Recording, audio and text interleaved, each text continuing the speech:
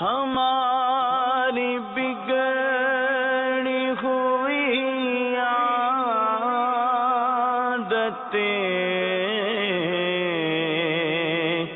نکل جائے، ہماری بگڑی ہوئی عادتیں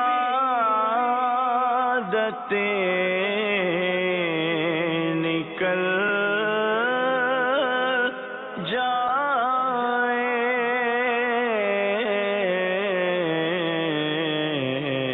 ملے گناہوں کے امراض سے شفا یا رب،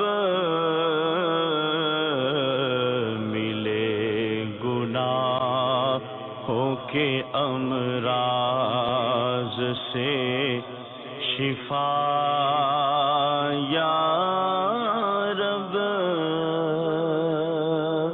ہماری بگڑی ہوئی عادتیں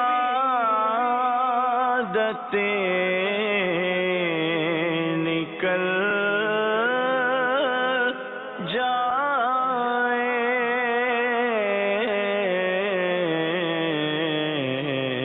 ملے گناہوں کے امراض سے شفا یا رب، ملے گناہوں کے امراض سے شفا یا رب۔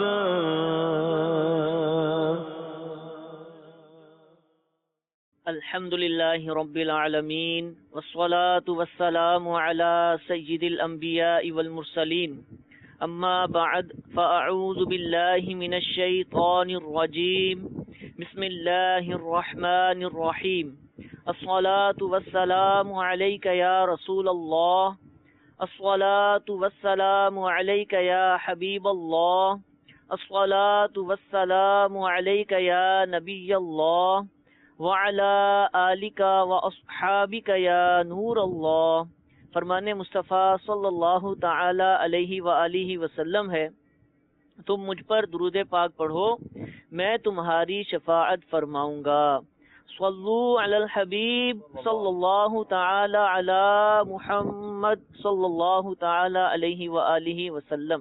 میٹھے میٹھے اسلامی بھائیوں، مدنی چینل کے ناظرین، سلسلہ اسباق تصوف کے ساتھ ایک مرتبہ پھر حاضر ہیں الحمدللہ عز و جل۔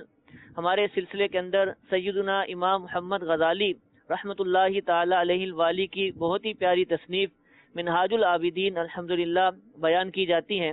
سلسلے میں ہمارے ساتھ الحمدللہ دارالافتاء اہل سنت کے مفتی صاحب موجود ہوتے ہیں، اور انشاءاللہ آج الحمدللہ ہمارے سلسلے کے اندر دو مزید مبلغین دعوت اسلامی بھی موجود ہیں، انشاءاللہ یہ بھی سلسلے میں شامل رہیں گے اور مفتی صاحب کی بارگاہ میں انشاءاللہ سوالات کریں گے، سلسلے کے جو موضوع سے متعلق انشاءاللہ یہ بھی انشاءاللہ اس کے اندر حصہ رکھیں گے۔ ہمارے الحمدللہ اس سلسلے کے اندر منہاج العابدین کے 4 باب گزشتہ سلسلے تک مکمل ہو چکے تھے، انشاءاللہ عز و جل آج 5ویں باب کا انشاءاللہ آغاز کیا جائے گا۔ 5ویں باب کے اندر کیا بیان کیا جائے گا، کون کون سے مدنی پھول سیدنا امام محمد غزالی علیہ رحمۃ اللہ الوالی نے بیان فرمائے، انشاءاللہ مفتی صاحب کی بارگاہ میں حاضر ہوتے ہیں اور مفتی صاحب سے پوچھتے ہیں کہ اس 5ویں باب کے اندر کیا بیان کیا گیا۔ جی حضور۔ الحمدللہ رب العالمین والصلاة والسلام علی سید الانبیاء والمرسلین، اما بعد فاعوذ باللہ من الشیطان الرجیم، بسم اللہ الرحمن الرحیم۔ ہمارے دونوں مہمانوں کو بھی خوش آمدید ہے سلسلے میں، مرحبا۔ چونکہ آج ہم اوپن ایئر میں بیٹھے ہیں جی جی، تو ہم نے سوچا کہ اسٹوڈیو کے ماحول سے نکل کر ایک باہم گفتگو کا ماحول پیدا ہو تو اچھا ہے۔ خشک موضوعات کو سمجھنے کے لیے باہم گفتگو جو ہے وہ موضوعات کو آسان کرتی ہے۔ الحمدللہ۔ آج کا جو عنوان ہے وہ بڑا ہی بنیادی عنوان ہے، اور بنیادی کئی اعتبار سے ہے ٹھیک ہے۔ کہ اس عنوان کا تعلق صرف مذہب سے نہیں ہے، بلکہ اس عنوان کا تعلق فطرت سے بھی ہے. صحیح. عنوان ہے خوف اور رجا. خوف اور رجا. خوف تو سب سمجھتے ہیں. رجا کا کیا مطلب ہے؟ امید. ٹھیک ہے. امید. یہ لفظ پہلے بھی آیا تھا گزشتہ جو ہم نے جی. سلسلے کیے تھے. اب اس سے پہلے کہ امام غزالی رحمۃ اللہ تعالی علیہ نے کیا بیان کیا ہے صحیح. میں یہ عرض کروں. پہلے ہم خوف کو لے لیتے ہیں. ٹھیک ہے. کہ خوف کا تعلق ہماری زندگی کے مختلف حصوں سے ہوتا ہے. عبدالحد بھائی، کاروباری حضرات کے دل میں کتنا خوف ہوتا ہے؟ یقیناً بہت زیادہ ہوتا ہے. کس چیز کے بارے میں ہوتا ہے؟ یعنی نقصان کا خوف ہوتا ہے. نقصان کا خوف. اکثر جو ہے نا وہ نقصان کا خوف ہوتا ہے. کسی چیز کے چھن جانے کا، ضائع ہو جانے کا خوف ہوتا ہے اکثر. کاروبار کے بارے میں جو کہا جاتا ہے نا، کاروبار ہی خطروں کا کام. صحیح ہے. اس میں خطرات تو ہوتے ہیں، خوف تو ہوتے ہی. یعنی کاروبار میں جائیے وہاں خطرات. آپ بچے کی تربیت کی طرف چلے جائیں تو بچے کی تربیت دو چیزوں سے جو ہے وہ کے بغیر مکمل نہیں ہو سکتی. خوف اور ترغیب. صحیح. اب ایک مار پیٹ بھی خوف ہے، لیکن مار پیٹ ہی مطلب کہ مراد نہیں ہے یہاں پر. مثال کے طور پر والدین اگر یہ کہیں کہ جی ہم ناراض ہو جائیں گے آپ سے، تو والدین کی ناراضگی کا خوف، ٹیچر کی ناراضگی کا خوف بچے کی تربیت پر اثر انداز ہوتا ہے مثبت طریقے سے. صحیح. ماں باپ کو بھی خوف ہوتا ہے فیوچر کا کہ یہاں داخل کروائیں گے تو ایسا ہو جائے گا، وہ کرے گا تو ایسا ہو جائے گا. مطلب وہ یہ سوچتے ہیں کہ ہمارا بچہ اگر بگڑ گیا جی جی تو اس کی تربیت نہیں ہو سکی تو ہمارے بڑھاپے کا سہارا نہیں بنے گا. صحیح. تو نتائج کو دیکھتے ہوئے خوف کا ساتھ جو ہے چولی دامن کا ساتھ ہے. صحیح. بچے کی تربیت پہ جائیے، آپ کاروبار پہ جائیے، آپ جو ہے وہ کسی اور معاملے میں جائیے. میں سوچ رہا تھا کہ زندگی کا ایک بہت ہی اہم موڑ شادی. عبدالحد بھائی، جب شادی ہوتی ہے لڑکی کی تو گھر والے بہت ساری نصیحتیں کرتے ہیں، تو ان کا کیا مقصد کیا ہوتا ہے نصیحتیں کرنے کا؟ مقصد ان کا جو نظر آتا ہے مفتی صاحب، وہ یہی نظر آتا ہے، اور آپ زیادہ بہتر اس میں ارشاد فرمائیں گے کہ بچی کا جو ہے وہ گھر چلتا رہے، گھر نہ ٹوٹے. اور وہ اسی چیز کو سامنے رکھتے ہوئے اپنی اس بچی کو جو ہے وہ تربیت دیتے ہیں، بیٹا اس طرح رہنا، سسرال والوں سے اس طرح ٹریٹ کرنا، اپنے گھر میں کام کاج میں اس طرح دل لگانا، اپنے شوہر کا اس طرح سے خیال رکھنا. تو وہ ان کے پاس جو خوف ہے نا کہ ایسا نہ ہو کہ گھر ٹوٹ جائے، ایسا نہ ہو کہ اس کی کوئی جلد بازی یا اس کی کوئی ایسی گفتگو جو اس کے لیے مستقبل میں نقصان دہ ہو جائے. ثاقب بھائی، آپ گاڑی چلا کر آئے ہوں گے. جی جی. تو گاڑی چلاتے ہوئے آپ کی منزل پر پہنچنا ہے یہ تو آپ کو امید ہوتی ہے، لیکن ساتھ ہی ساتھ خوف کتنا ہوتا ہے؟ خوف بھی ہوتا ہے اور احتیاط بھی بندہ کرتا ہے. ذرا سی بے احتیاطی جو ہے وہ کسی حادثے کا سبب نہ ہو. اس لیے کرتا ہے کہ اس کے دل میں خوف ہے، اور جس کے دل میں خوف نہیں ہوتا وہ احتیاط نہیں کرتا، پھر وہ مارتا رہتا ہے. جیسا کہ امیر زادوں کے متعلق ہم سنتے رہتے ہیں کہ آج اس نے یہاں مار دی، وہاں مار دی، مار کر نکل گیا. تو ان کے دل میں خوف چونکہ کم ہوتا ہے. مطلب ایک پیسے کی یا اپنی پہنچ کی ایک ان پر بھروسہ زیادہ ہوتا ہے ان کو، تو ڈرائیونگ کے معاملے میں وہ ایسا لگتا ہے کہ کم خوف محسوس کرتے ہیں. جی جی. تو خوف ایک ایسی چیز ہے کہ ہم ہر جگہ اس کا اعتبار کر رہے ہیں. بالکل. تو کم از کم یہ بات تو کلیئر ہوئی کہ مولانا جو لوگ ہیں صرف یہ جہنم کا خوف نہیں دلاتے. بالکل. کہ بھی مشہور ہے نا کہ مولانا جب بھی بولتے ہیں جی خوف ہی دلاتے ہیں، ڈراتے رہتے ہیں. اسی بات سے اس کو یوں بھی دیکھیں نا کہ وہ افراد جو مالی طور پر، طاقت کے اعتبار سے، اور دنیا میں جتنی بھی ایسی چیزیں ہوتی ہیں بظاہر ان کے پاس سب کچھ ہوتا ہے، تو ان کو بھی کم از کم اتنا تو خوف ہوتا ہے کہ یہ چیزیں ہم سے چھن نہ جائیں، مال و دولت نہ چھن جائے، صحت نہ چھن جائے، زندگی نہ چھن جائے، جو مناصب حاصل ہیں وہ نہ چھن جائے. تو آپ والی بات کہ خوف فطری طور پر، طبعی طور پر ہمارے اندر موجود ہے، چاہے ہم اس کا اظہار کریں یا نہ کریں. اب امام غزالی رحمۃ اللہ تعالی علیہ فرماتے ہیں کہ خوف کا مذہب سے بڑا تعلق ہے. خلاصہ اس کا یہ ہے. اور کیوں تعلق ہے کہ خوف انسان کے اندر پائے جانے والے ایک وصف کا نام ہے. ٹھیک ہے. یعنی ایک وصف ہے جو انسان کے اندر پایا ہی جاتا ہے. کیفیت کہہ سکتے ہیں، ایک کیفیت کا نام ہے. ٹھیک ہے.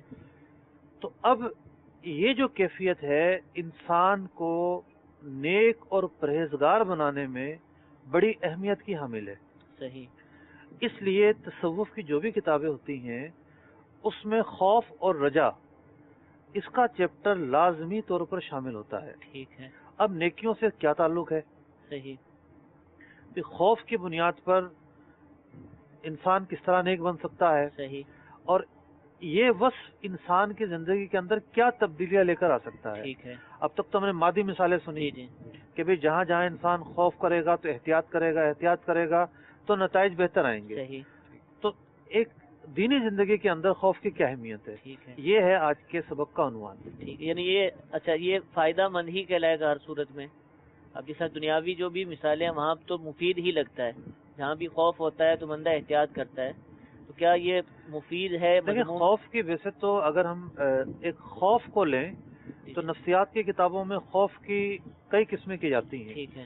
ایک وہ خوف ہوتا ہے جو نفسیاتی بیماری بن جاتی ہے. یعنی انسان جو ہے وہ دروازے کی جو آواز ہے اس سے بھی خوف کھا رہا ہوتا ہے. صحیح. اور کوئی گاڑی تیز گزری تو اس سے بھی خوف کھا رہا ہوتا ہے. تو وہ تو اعتدال سے بڑھ کر ایک کیفیت ہے اور وہ ٹھیک ہے. صرف خوف کے معاملے میں نہیں ہے.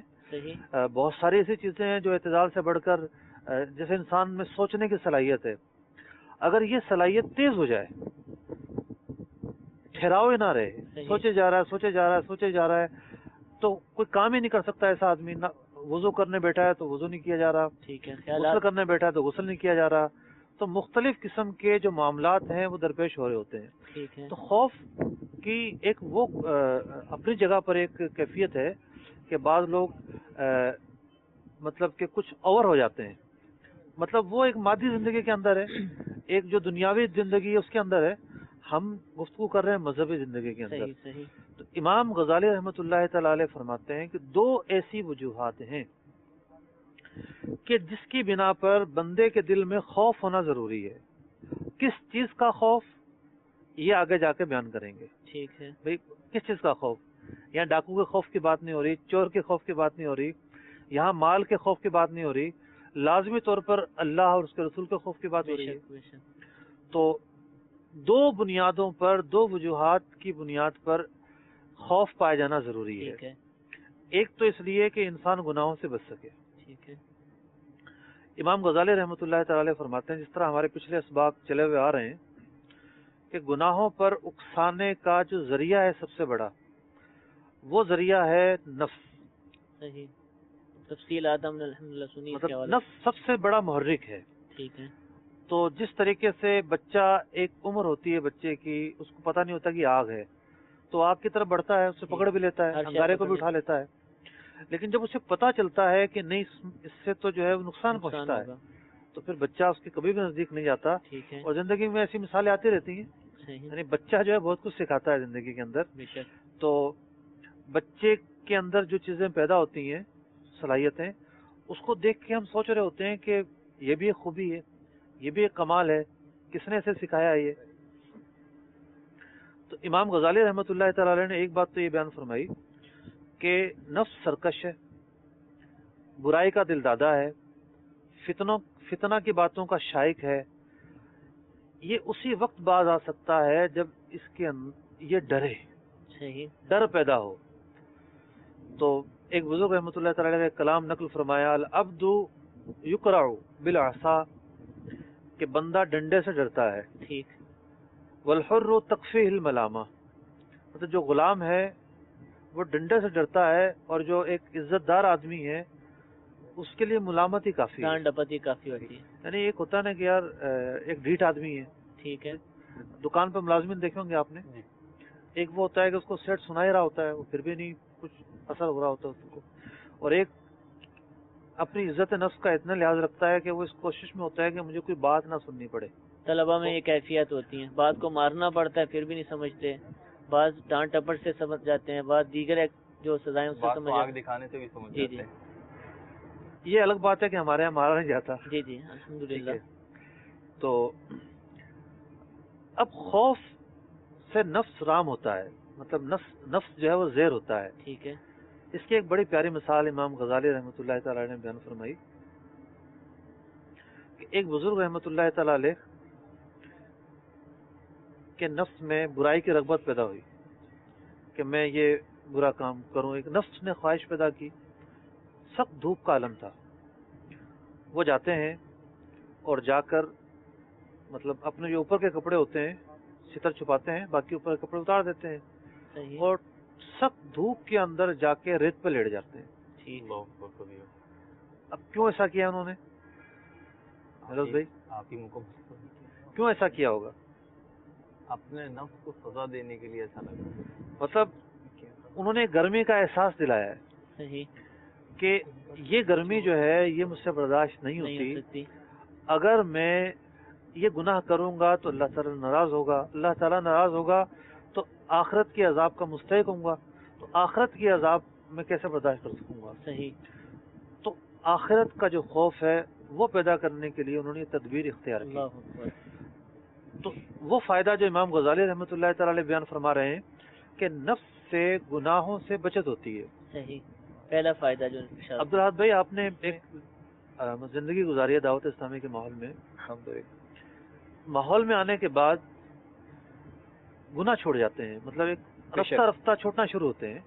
مطلب یعنی ایک کیفیت دل کے اندر بنتی ہے. مختلف طبقے ہیں جی جی کہ کسی کی فوری بن جاتی ہے, کسی کا آہستہ آہستہ بنتی ہے. بالکل ایسے ہی. کیا محرک کیا ہوتا ہے آپ کے خیال میں؟ محرک جس دل میں خوف خدا نہیں ہوتا, جو نفس جو ہے وہ بے لگام سا ہوتا ہے, تو وہ اپنی زندگی جیسے تیسے گزارتا جا رہا ہوتا ہے. لیکن ایک اچانک اس کے دل پر لگنے والی چوٹ جو ہے نا, وہ کسی اللہ کے ولی کی نگاہ کے ذریعے ہو, کسی کی کوئی بات اس کے ذہن میں بیٹھ جائے, کوئی بات سمجھ میں آ جائے, جیسے کہتے ہیں نا ذہن کے اندر دل کے اندر اثر کر جائے, تو بندہ جو ہے پھر وہ اپنے آئندہ والے مستقبل کی طرف غور کرتا ہے, سوچتا ہے کہ یار میری اگلی منزل کیا ہے. اب دعوت اسلامی میں جیسے ہر شخص آیا اس کی اپنی کیفیت ہے. اب دعوت اسلامی میں بھی آیا, دیگر اسلامی بھائی بھی آئے, تو جب آتے ہیں اس وقت کیفیت یہ ہوتی ہے کہ جو زندگی گزری اچھی نہیں گزری. مطلب آپ کا کہنا ہے مقصد یہ ہے کہ سب سے بنیادی چیز احساس ہے. بالکل ایسا ہی ایسا ہی احساس ہے کہ جو احساس کر لیتا ہے وہ بدلتا ہے, وہ بچ جاتا ہے, وہ بدل بھی جاتا ہے, وہ بدلتا ہے. الحمدللہ. اب ایک بڑی اکثریت کا احساس جو ہے نا, جمعرات کو جو اجتماع ہوتا ہے ہمارا فیضان مدینہ میں, پوری دنیا میں جہاں جہاں ہمارے مدنی مراکز ہیں, تو جمعرات کے اجتماع کے بالخصوص آخری لمحات جب ہوتے ہیں, جب بیان کا پک ٹائم ہوتا ہے, جب دعا ہوتی ہے, تو سسکیوں, آہوں اور آنکھوں سے جاری ہونے والے اشکوں کی صورت میں ہوتا ہے. اور اس میں ایک بڑی تعداد ان افراد کی ہوتی ہے جو اس چیز کے دعوے دار ہوتے ہیں کہ یار ہمیں رونا نہیں آتا تھا, لیکن یہاں آ کے ہم اپنے پہ قابو ہی نہیں رکھ سکتے. تو یہ خوف اور احساس جو ہے یہ اس کا محرک بنتا ہے. مطلب اب یہاں ایک اعتراض بھی کیا جاتا ہے بعض حلقوں کی طرف سے کہ جی دیکھو ہفتے میں ایک دن جا کے تو رونا دھونا کر لیتے ہیں, جی جی پھر ویسے کے ویسے. تو یہ ایک مطلب کہ یہ جو مدعا ہے نا کلام کرنے والے کا, مدعا غلط ہے. صحیح. بات کسی حد تک صحیح ہو سکتی ہے, مثال کے طور پر مدعا ان کا یہ ہے کہ جھوٹے ہیں. نہیں, جھوٹے نہیں ہیں. ٹھیک ہے. بات یہ ہے کہ جب بندہ قرآن سنتا ہے, حدیث سنتا ہے, تو اس کا دل موم ہوتا ہے, صحیح. صحیح. نرم ہوتا ہے, جی. اور اسے مطلب اس کے دل کے اندر یاد الہی پیدا ہوتی ہے, الحمدللہ. اور وہ ندامت کا شکار ہوتا ہے, مطلب ندامت اس کے اندر پیدا ہوتی ہے. تو ندامت پیدا ہوئی, خوف پیدا ہوا, اور وہ خائف ہوا, لیکن اس کے بعد پھر نفس غالب آ گیا. صحیح. پھر وہ دنیا میں جاتا ہے, مطلب جو محرکات زندگی میں ہیں, مشغول ہوتا ہے. دنیا کی محبت, نفس کا غالب آنا, شیطان کی ترغیب, یہ ساری چیزیں اس کو پھر پلٹ دیتی ہیں. ایک بچے کی مثال ہے کہ بچہ جب والدین کے سامنے آ جائے اور اس کا کوئی جو ہے وہ چیز پکڑ میں آ جائے, پتہ چلے کہ جناب اس کو تو بھیجا گیا تو یہ وہاں نہیں گیا اور دوستوں میں کھڑا ہوا تھا, تو وہ کیسا شرمندہ ہوتا ہے, نادم ہوتا ہے. پیدا ہو جاتا ہے, ڈر. تو اس کو کوئی یہ تھوڑی کہے گا کہ بچہ جو نا وہ ڈرامہ کر رہا ہے. صحیح. وہ واقعتاً نادم ہو رہا ہوتا ہے, شرمندہ ہو رہا ہوتا ہے. اور ایسی اولاد کو کوئی جو ہے وہ یہ نہیں کہتا کہ یہ بدبخت اولاد ہے. ایسی اولاد کو سعادت مند اولاد کہا جاتا ہے کہ جو ماں باپ کی ڈانٹ پر شرمندگی محسوس کریں. یعنی وہ سبب پیدا ہوتا ہے تو خوف پیدا ہو جاتا ہے. اور ایسی بھی اولاد ہے جو ماں باپ بولیں گے اور ان کے آگے بولنا شروع کر دیں گے, بالکل. ان کے اندر کچھ پیدا ہی نہیں ہوگا. تو جس کے اندر خوف پیدا ہی نہ ہو ماں باپ کا, تو دنیاوی طور پر وہ ایک بری اولاد تصور کی جاتی ہے. تو اسی طریقے سے بندے کا معاملہ ہے کہ بندہ تذکرہ سنتا ہے عذاب کا, تذکرہ سنتا ہے वईदों का तस्करा सुनता है, मुख्तलिफ सजाओं का, उसके अंदर खौफ ही पैदा नहीं होता। अच्छा, रोना एक अलग बात है, सही, यानी रोना खौफ की एक अलामत जरूर है, ठीक है, लेकिन जरूरी नहीं है खौफ के लिए, ठीक है, कि रोने वाला खाइफ ही हो, जरूरी ऐसा जरूरी नहीं है। ठीक है, खौफ एक कल्बी एहसास का नाम सही, है। सही, इमाम गजाली रहमतुल्लाह तआला अलैह आगे चल के तफसील बयान करेंगे कि एक कल्बी एहसास का नाम खौफ है। तो इतना नतीजा तो बड़ा खुल के वाज़ेह हुआ अब तक कि खौफ एक एहसास का नाम है, और जब अल्लाह तबारक व तआला का खौफ बंदे के दिल में आता है तो वो गुनाह तर्क करता है। खौफ का सबसे बड़ा फायदा ये हुआ। अल्हम्दुलिल्लाह। अब एक दूसरा फायदा बयान फरमाया इमाम गजाली रहमतुल्लाह तआला अलैह ने। अब इमाम गजाली रहमतुल्लाह तआला अलैह को नब्बाज कहा जाता है, हकीमुल उम्मत, यानी आप जो हैं वो बिल्कुल नफ्स पकड़ कर मर्ज बता देते हैं, बेशक बेशक, और दिल का चोर पकड़ने के बड़े माहिर हैं। अल्हम्दुलिल्लाह, इमाम गजाली रहमतुल्लाह तआला अलैह ने बड़ा ही नफीस नुक्ता बयान फरमाया माशाअल्लाह, कि खौफ का दूसरा फायदा ये होगा कि इंसान, मिसाल के तौर पर वो नेकियां कर रहा है, इबादत कर रहा है, तो उसके अंदर जो मैं पैदा हो रही है ना, वो खत्म होगी। खौफ इंसान की उजब पसंदी को खत्म करता है, खौफ का एक फायदा।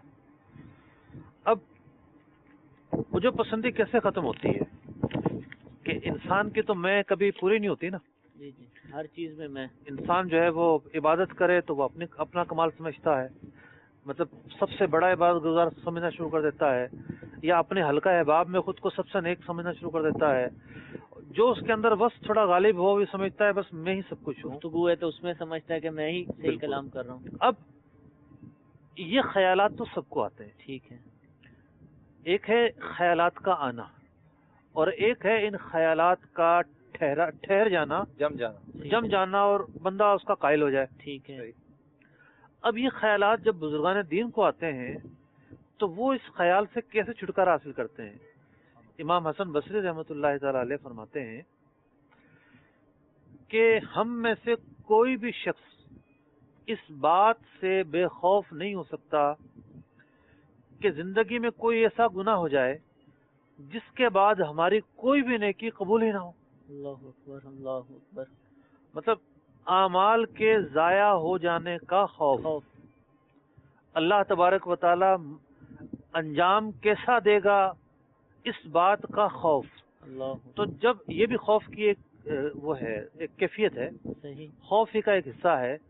तो खौफ और खाइफ रहने का दूसरा फायदा ये होगा कि इंसान अपने अमाल पर इतराएगा नहीं, सही, और वो महज अपने अमाल पर भरोसा नहीं करेगा, ठीक है, वो अपने अमाल को कोहता जानेगा कि मैंने जो कुछ किया करने का जैसा हक था वैसा नहीं कर पाया, सही, सही, जैसी इबादत करनी थी मैं वैसी नहीं कर पाया, ठीक है, मेरी इबादत में खामी है, मैं कोता हूँ, कामिल तरीके से अदायगी नहीं हुई। सही। खौफ होगा ना तो जब ये कैफियत पैदा होगी, गोया कि एक तरह से तकब्बुर भी माइनस होगा, निकलेगा। बहुत सारी चीजें खत्म ठीक होंगी। है। आपने देखा होगा कि बाज औकात नमाज पढ़ते हुए ऐसी कैफियत पैदा होती है कि पता नहीं रकात 3 हुई हैं 4 हुई हैं, कोई बताने वाला भी नहीं होता। ठीक है, तो ऐसे बाज मौके पर नमाज लौटाने का हुक्म होता है कि भाई दोबारा पढ़ी जाए। ठीक है, अब नजासत लगी या नहीं लगी, तो बाज लोगों को तो लग भी जाए तब भी वो कहते हैं कोई मसला नहीं है, अहमियत नहीं देते। ऐसे कोई ठीक है। ख्याल आ रहा है हमें। मतलब वो इतने लापरवाह होते हैं कि लग जाने के बावजूद भी इग्नोर करते हैं। सही, लेकिन जिसके दिल में खौफ होगा कि मेरी इबादत अगर ज़ाया हो गई तो मेरा अंजाम बुरा होगा, ठीक है, सजा का मुस्तहिक होऊंगा और मलामत का आखिरत में मुस्तहिक बन जाऊंगा, तो वो अपनी इबादत की कामिल तरीके से हिफाजत करेगा। सही, वो दोबारा मुशक्कत में पड़ेगा, दोबारा इबादत करेगा, वो दोबारा वजू करेगा, दोबारा नमाज पढ़ेगा। तो खौफ की बुनियाद पर इंसान के जो आमाल हैं वो भी महफूज होते हैं, अल्हम्दुलिल्लाह। और उसके अंदर जो खुद पसंदी की कैफियत पैदा होती है ठीक वो भी है। पैदा नहीं होती। माशाअल्लाह। इसी तरीके से और बहुत सारे बुजुर्गान दीन के वाक़यात इमाम गजाली रहमतुल्लाह तआला ने लिखे हैं। ठीक है, जो आपने खौफ की बयान फरमाया कि वो नमाज पढ़ेगा, दोहराएगा, या वुज़ू या गुस्ल में इस किस्म का मसला है तो दोबारा करेगा। तो बाज़ लोगों को तो ये मतलब ख़त्म ही नहीं होता है, इससे वसवसा भी कहा जाता है। अब इसे वसवसा कहेंगे या खौफ कहेंगे, इनको दोनों को जुदा जुदा कैसे करेंगे? देखें, वो वहाँ दो चीज़ें हैं। एक तो है उनको अपना इलाज करना चाहिए, ठीक है, मतलब वसवसे वालों को। नफ्सियाती तौर पर वो बीमार होते हैं सही, और उनका वुज़ू कभी पूरा ही नहीं हो रहा होता, आधा आधा घंटा बैठे होते हैं, उनको इलाज भी करना चाहिए। और इलाज दो किस्म का होता है, एक होती है नफ्सियाती थेरापी और एक होता है दवाएं खिलाना। तो नफ्सियाती थेरापी जो है वो इसका बेहतरीन इलाज होता है, जो मैंने एक दो डॉक्टरों से मशवरा किया है इस तरह के लोगों के बारे में। ठीक है, तो एक और चीज़ है यहाँ पर, आपने देखा होगा अब्दुल्लाह भाई, लोग जो है वो मिलते हैं ऐसे, और ऐसे वाक़यात आते हैं, मतलब जब हम मुख्तलिफ बहारें सुनते हैं कि भाई एक शख्स कहने लगा कि मैं काफिले में गया तो मैंने गुस्ल करना सीखा, सही, मुझे तो पता ही नहीं था गुस्ल के फ़राइज़ का, मुझे तो नमाज पढ़ने का पता ही नहीं था, सारी उम्र नमाज पढ़ता रहा। सही। ये जो कैफियत है आपके ख्याल में क्यों इतना अरसे तक बाकी रही, क्या कहेंगे? बाकी ये है कि जिस चीज़ की अहमियत दिल में उजागर होती है ना मुफ्ती साहब, बंदा उसकी तरफ लगाव करता है, उस चीज़ को सीखने की कोशिश करता है। अब जैसे मदनी काफिले की आपने मिसाल इरशाद फरमाई, मदनी काफिले में जब सफ़र करता है तो एक उसका कॉन्संट्रेशन होता है इबादत की तरफ, क्योंकि उसके साथ इस्नाए भाई होते हैं। अब हमारा चूँकि एक जदवल है, उसमें नमाज के अहकाम का हल्का लगता है। अब जब उस नमाज के अहकाम से वो बयान किया जाता है उस किताब से, तो जो सामने बैठा हुआ शख्स है उसको एक मौका मिलता है अपने आप को चेक करने का कि मैं कहाँ खड़ा हूँ। मतलब मैं पहले एहसास पैदा होता है। हाँ जी जी पहले एहसास पैदा होता जी है बिल्कुल जी जी, कि मैं गलती तो नहीं कर रहा। कहीं मेरी कोई गलती तो नहीं है। और फिर वो बयान करने वाले का भी एक अंदाज होता है ना। अब जी। जैसे बाज़ मुबल्लिगीन का बयान करने का अंदाज होता है, जब वो किसी चीज़ की मतलब बयान करने की उनकी कैफियत ऐसी होती है कि सामने वाला सोचने पर मजबूर हो जाता है, नहीं यार मैं को और तो करूँ, आया मैं इतने अरसे से इबादत कर रहा हूँ तो मेरी इबादत में क्या कैफियत है। तो ये चीज़ जो है ना कारगर होती है। मुफ्ती साहब के दो चीज़ें इसमें हो गई, एक बयान करने वाले का अंदाज होता है जो उसे इस बात पर उभारता है कि नहीं अपने आप को चेक कीजिए, अपने आप को चेक कीजिए आया कैफियत क्या है इबादत की। और एक उसका अपना अंदर का इंसान कहता है कि नहीं यार मैं इतने अरसे से इबादत कर रहा हूँ, आज मदनी काफिले में आया हूँ, ये मुबल्लिग जो है मुझे बता रहे हैं कि नमाज के जो है वो 8 ऐसे अमाल है जिन पर मुझे खास तवज्जो करनी है। भाई नमाज की शराइत क्या है, नमाज के फ़राइज़ क्या है, नमाज के वाजिबात क्या है, नमाज के मुफसिदात क्या है, नमाज के मकरूह तहरीमी क्या है, नमाज के मकरूह तंज़ीह क्या है, नमाज की सुन्नतें क्या है, नमाज के मुस्तहब्बात क्या है। अब ये 4-8 चीज़ें जो मैंने अभी बयान की, अब इसके बारे में जब उसे पता लगता है तो वो गौर करता है कि मुझे आज तक तो इसके नाम ही नहीं पता थे, मुझे तो इसकी गिनती भी नहीं पता कि कितने हैं। अच्छा, ये भी नहीं है कि किसी के दिल में, यानी जो मुसलमान है उसके दिल में कभी खौफ खुदा का ख्याल ही ना आया हो? ये नहीं, बिल्कुल ख्याल तो आता होगा, ठीक है, नमाज ना पढ़ने वाले के दिल में भी ज़मीर तो मलामत करता है, बिल्कुल लेकिन वो उस आवाज़ पर संजीदा नहीं होते, ठीक, उसको संजीदगी से नहीं लेते। यदि मतलब ये कि अब नतीजे का उसको इल्म नहीं होता, इल्म के साथ इसका ताल्लुक नहीं, जोड़ लें। ख्याल तो आया कि भाई ठीक है। क्या ये बुरी बात है। सही, कातिल जब कत्ल कर रहा होता है ज़मीर तो उसका भी मलामत कर रहा होता सही, है, लेकिन वो उस ख्याल को संजीदगी से नहीं लेता। ठीक है, बिल्कुल उसके दिल में जो मफादात होते हैं वो उसको तरजीह देता है। सही, भाई इसको कोई लालच है, कोई कत्ल करवा रहा है, या उसको कोई इनाद है, उसको कोई दुश्मनी और अदावत ऐसी पल रही है दिल के अंदर, नफरत ऐसी शोला जन है कि वो बस उसी पर तुला हुआ है, जो उसके खौफ पर गालिब आ जाती है, खौफ पर गालिब आ जाती हाँ, है, उसके खौफ पर गालिब आ जाती है, अब उसका वो खौफ खत्म हो जाता है। खौफ खत्म हो जाता है। ठीक, यानी ख्याल सबको ही आता है, सही, सही। खौफ यानी खौफ खुदा का ख्याल इंसान के दिलो दिमाग को छूकर जा रहा होता है, लेकिन जब इंसान उस पर ठहर जाता है, उस ख्याल को ठहरा कर अपने दिल में बसा लेता है, तो फिर असल जो एहसास है तब पैदा होता है, ठीक है। और सही। उससे जितनी ज्यादा होती है उतना ज्यादा उतना ही ज्यादा फिर वो अमल इसका करता है, ताल्लुक तो हम ठहरता है। इल्म से ही जोड़ेंगे, क्योंकि ख्याल तो हर एक शख्स के ज़हन में आ रहा है जी, और वो बुराई को बुराई ही कह रहा है, अगरचे उसका अंदर मुब्तला है, इर्तिकाब कर रहा है, लेकिन जो मालूमात हासिल होती हैं, इल्म दीन हासिल होता है, तो अब वो जो कैफियत पैदा होती थी उस पर ठहराव करने में कामयाब हो जाता है। बिल्कुल ऐसा ही है। तो इल्म फिर दीन ये भी है ना हासिल मुफ्ती करना साहब, जरूरी ये है। भी देखा गया है कि जब बंदों के खौफ की कैफियत ये है कि एक तो रब का खौफ है, लेकिन एक उसके दिल में अवाम का खौफ भी होता है। मिसाल के तौर पर जैसे शराब पीने वाला शख्स जो है, अब पता है कि मोहल्ले में हर शख्स ये कहता है कि शराबी शख्स जो है वो अच्छा नहीं होता, تو ایک عوام کی طرف سے اس شراب کی اچھا نہ جاننا وہ اس کو اس چیز سے روکے رکھتا ہے، اور ایک ہوتا ہے خوف خدا کی طرف. تو آج کل جو اکثریت دیکھی گئی ہے مفتی صاحب، وہ گناہ ترک کرتی ہے لوگوں کی وجہ سے. تو اس خوف کو کیا کہیں گے؟ خوف تو ہے یہ جی لیکن لوگوں کا خوف ہے. ٹھیک ہے. اور ایسے شخص کے دل میں اللہ تعالیٰ کا خوف کیسے پیدا ہو سکتا ہے، یہ انشاءاللہ العزیز ابھی عرض کر رہا ہوں میں. ٹھیک. امام غزالی رحمۃ اللہ تعالی علیہ نے خوف کی جو تعریف بیان کی ہے وہ یہ بیان کی ہے، الخوف رعدۃ، خوف ایک ڈر کو کہتے ہیں، تحدث فی القلب عن ظن مکروہ ینالہ، کہ انسان سوچتا ہے، یعنی ایک ایسا ڈر انسان سوچتا ہے کہ میرے ساتھ یہ نہ ہو جائے، یہ نہ ہو جائے، اس بات کے ڈر کو خوف کہتے ہیں. اور خوف کی ضد ہے امن. ٹھیک ہے. کہ انسان کے دل میں کوئی ڈر ہی پیدا نہ ہو، صحیح. اور بالکل وہ ایک وہم گمان سے بھی نہ گزرے. اور جرت کو بھی کہتے ہیں، جرت کا دوسرا نام ہے بے باکی. ٹھیک ہے. یعنی خوف کی جو ضد ہے وہ بے باکی بھی ہے. صحیح. آپ نے دیکھا ہوگا کہ ماں باپ بچوں کو سمجھاتے ہیں، کہتے کوئی نہیں ہوتا، جی جی. وہ کہتے ہیں جی گاڑی آہستہ چلایا کرو، ابا جی کچھ نہیں ہوتا، ہر بات پہ کچھ نہیں ہوتا. تو یہ ہے بے باکی اور جرت. ٹھیک ہے. اور دین کے معاملات میں بھی اس طرح لوگ کرتے ہیں، صحیح. تو وہ اس سے بڑھ کر جرت ہوتی ہے، ٹھیک ہے. بے باکی ہوتی ہے. اب امام غزالی رحمۃ اللہ تعالی علیہ نے وہ بات کہ خوف پیدا کیسے ہو،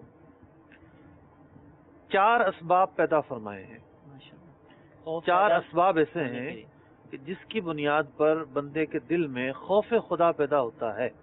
ٹھیک ہے. فرمایا پہلی چیز ہے اپنے گناہوں کو یاد کرنا. صحیح. یہ ایک سبب ہے، لیکن اس سبب سے پہلے یہ بھی ضروری ہوگا کہ اس کو پتا ہو کہ یہ گناہ ہے. ٹھیک ہے. کتنے ایسے معاملات ہیں آج بھی، مطلب نمازیں پڑھنے والے، داڑیاں رکھنے والے، اور کتنے ہی ایسے لوگ آپ کو ملیں گے کہ جن کو اگر پتا چل جائے کہ یہ گناہ ہے تو وہ چھوڑ دیں. صحیح. مطلب ان کے دل میں خوف ضرور ہوتا ہے، ٹھیک ہے. لیکن ان کو یہ نہیں پتا ہوتا کہ یہ گناہ ہے. صحیح. تو یہ ہے لا علمی. اب لا علمی کی بنیاد پر پتہ ہی نہیں کہ یہ گناہ ہے. مطلب موٹی موٹی چیزوں کا تو پتہ ہوتا ہے، لیکن بہت سارے چیزیں باریکی پر مشتمل ہوتی ہیں. ٹھیک ہے. اسی بنیاد پر جو فرض علوم کی اہمیت ہے نا، وہ اسی بنیاد پر بیان کی جاتی ہے کہ ایک انسان یہ طبقہ بڑا مطمئن ہوتا ہے صحیح. کہ جی ہم تو نمازیں پڑھتے ہیں، تلاوت کرتے ہیں، نیک لوگوں کے ساتھ بیٹھتے ہیں، لیکن علم نہیں ہوتا ان کو. ٹھیک ہے. تو وہ علم نہ ہونے کی وجہ سے بہت سارے گناہوں میں پڑ جاتے ہیں. صحیح. اچھا جب وہ اپنا حساب لگاتے ہیں کہ ہم کس طرح کے اعمال کرتے ہیں، وہ سمجھتے ہیں کہ ہم تو کوئی گناہ کر ہی نہیں رہے، صحیح. حالانکہ وہ گناہ کر رہے ہوتے ہیں. ٹھیک ہے. تو اللہ تعالیٰ کا خوف پیدا ہونے کا ایک طریقہ یہ ہے کہ انسان اپنے گناہوں کو یاد کرے. بس گناہوں کو یاد کرے گا تب نا کہ خوف ہوگا اس کے اندر. گناہوں کی معرفت بھی حاصل کرے، پہچان حاصل معرفت حاصل ہونا ٹھیک ہے. اپنی جگہ پر اس کی اہمیت برقرار ہے. صحیح. لیکن دوسری چیز یہ ہے کہ بہت سارے ایسے گناہ ہوتے ہیں انسان کو پتا ہوتا ہے ٹھیک ہے. کہ اس نے زندگی کے اندر یہ بھولیں کی ہیں، تو وہ پھر ان کو یاد کرے. ٹھیک. صحیح. کیونکہ بلا شبہ اللہ تعالیٰ نے وعدہ فرمایا ہے، بندہ توبہ کرتا ہے اللہ تعالیٰ توبہ قبول فرماتا ہے، لیکن ہو سکتا ہے اس کی توبہ قبول ہی نہ ہوئی، ٹھیک. کیونکہ اس نے توبہ کے تقاضے پورا نہ کیے ہوں. پھر یہ احساس اپنی جگہ ہے نا کہ اللہ تبارک و تعالیٰ دیکھ رہا ہے اور اس نے جو ہے وہ گناہ کیا، اس خدائے احکم الحاکمین کی نافرمانی کی، تو عین ممکن ہے اللہ تبارک و تعالیٰ کے غضب کا مستحق ہو گیا ہو. بعض روایتوں میں آیا نا کہ بندہ گناہ کرتا ہے اور ایسی پستی میں گرتا ہے اب اٹھ نہیں سکتا، یعنی کسی کی ایک گناہ کی وجہ سے بھی پکڑ ہو جاتی ہے. تو اب خلاصہ یہ نکلا کہ جو بھولیں ہوئی ہیں جن پر یہ توبہ کر چکا ہے پھر بھی ان کو یاد کرتا رہے، اس سے خوف پیدا ہوگا. بزرگ کے بارے میں پڑھا کہ انہوں نے اپنے کالر پر قمیص کے ادھر جگہ پہ، جو سمجھ میں آیا مجھے پڑھ کر، انہوں نے اپنا کوئی لغزش لکھوائی ہوئی تھی. تو کسی نے وجہ پوچھی کہ کیوں لکھوائی ہوئی ہے، انہوں نے کہا تاکہ میں بھولوں نہیں. اور یہ جو بات چلی کہ خوف خدا جو ہے وہ گناہ کو یاد کرنے سے پیدا ہوتا ہے، تو کیا ہم یہ کہہ سکتے ہیں کہ گناہ کو یاد کرنے سے خوف خدا پیدا ہوتا ہے اور خوف خدا کی وجہ سے گناہ کو یاد کیا جاتا ہے، یعنی یہ ایک دوسرے کے لیے ضروری یعنی نتیجہ ہے نا پھر وہ تو ٹھیک ہے خوف خدا ہوگا تو گناہ کو بندہ یاد کرے گا. صحیح. آ، اور پھر خوف میں مزید اضافہ ہوگا. اب دیکھیے جو اولیاء کاملین ہوتے ہیں گناہ تو دور کی بات ہے، کوئی خلاف اولا کام ہو جائے وہ اس پر بھی نادم ہو رہے ہوتے ہیں. خلاف اولا سے کیا مراد؟ یعنی ایک ایسی چیز جس کا کرنا بہتر تھا اچھا اور نہ کرنا گناہ نہیں تھا. ٹھیک ہے ایک مثال کے طور پر ٹھیک ہے کسی کی نماز اشراق چھوٹ گئی ٹھیک ہے تو حضرات اولیاء جو تھے وہ اس طرح کی چیزوں پر بھی نادم ہو رہے ہوتے تھے، اپنے کو ملامت کرتے ہیں. ملامت کر رہے ہوتے تھے، اپنے نفس کو سزائیں دے رہے ہوتے تھے ٹھیک ہے. اور وہ سمجھتے تھے کہ بہت بڑا جرم صادر ہو گیا ہے. حالانکہ ایسی نیکی نہیں تھی کہ کرنا ان پر لازم ہو. ایسے نہیں نہیں تھی. ٹھیک ہے تو کیا تھا کہ ان کے اندر بے باکی کیسے پیدا ہو سکتی تھی صحیح جب ان کی یہ کیفیت تھی؟ اللہ اکبر. تو ان کے خوف کا کیا عالم ہوگا؟ صحیح. دوسرا سبب یہ بتایا امام غزالی رحمۃ اللہ تعالی علیہ نے کہ اللہ تبارک و تعالیٰ کی اس شدت اور سختی کو یاد کرے جس کو برداشت کرنے کی سخت تم میں نہیں ہے. مطلب ہم روایتوں میں سنتے ہیں کہ جہنم جو ہے وہ اگر ایک سوئی کے ناکے کے برابر اس کا منہ کھول دیا جائے تو پوری دنیا جو ہے وہ جل کر راکھ ہو جائے. اتنی سخت اس کی آگ ہے، اتنی سخت اس کی سزائیں ہیں. پھر جہنم میں جانا دور کی بات ہے، اس سے پہلے کے جو معاملات ہیں، قبر کے معاملات، نزا کے معاملات، پھر جو ہے وہ حساب کتاب کے معاملات، یعنی بعض لوگوں سے حساب ہوگا اور حساب لینے پر جو سختی ہوگی تو ان کا گوشت جڑ جائے گا. اللہ حفاظت اس فرمائے. سختی کی بنیاد پر، بعض ملامت کی بنیاد پر پانی پانی ہو جائیں گے. تو ان تمام سختیوں کو یاد کرتا رہے بندہ کہ قیامت میں ایسا ہونا بیان کیا گیا ہے، صحیح. ایسا ہونا بیان کیا گیا ہے، ایسا ہونا بیان اس کیا کا گیا ہے. تعلق بھی علم سے ہوا، اس کی معلومات حاصل کریں. ٹھیک ہے. اب وہ ایک دعا کی جاتی ہے کہ اے اللہ سارے مسلمانوں کو بلا حساب بخش دے. ٹھیک ہے. اس دعا پر کافی کلام ہے، ٹھیک. اس دعا پر کافی کلام ہے. علماء اس پر کلام کرتے ہیں. کلام کرنے کی وجہ یہ ہے، مطلب ایک عقیدہ بھی عرض کر دوں کہ اللہ تبارک و تعالی نے سزائیں بیان فرمائی ہے. صحیح. مثال کے طور پر نماز چھوڑنے والا جہنم کا مستحق ہے. ٹھیک ہے.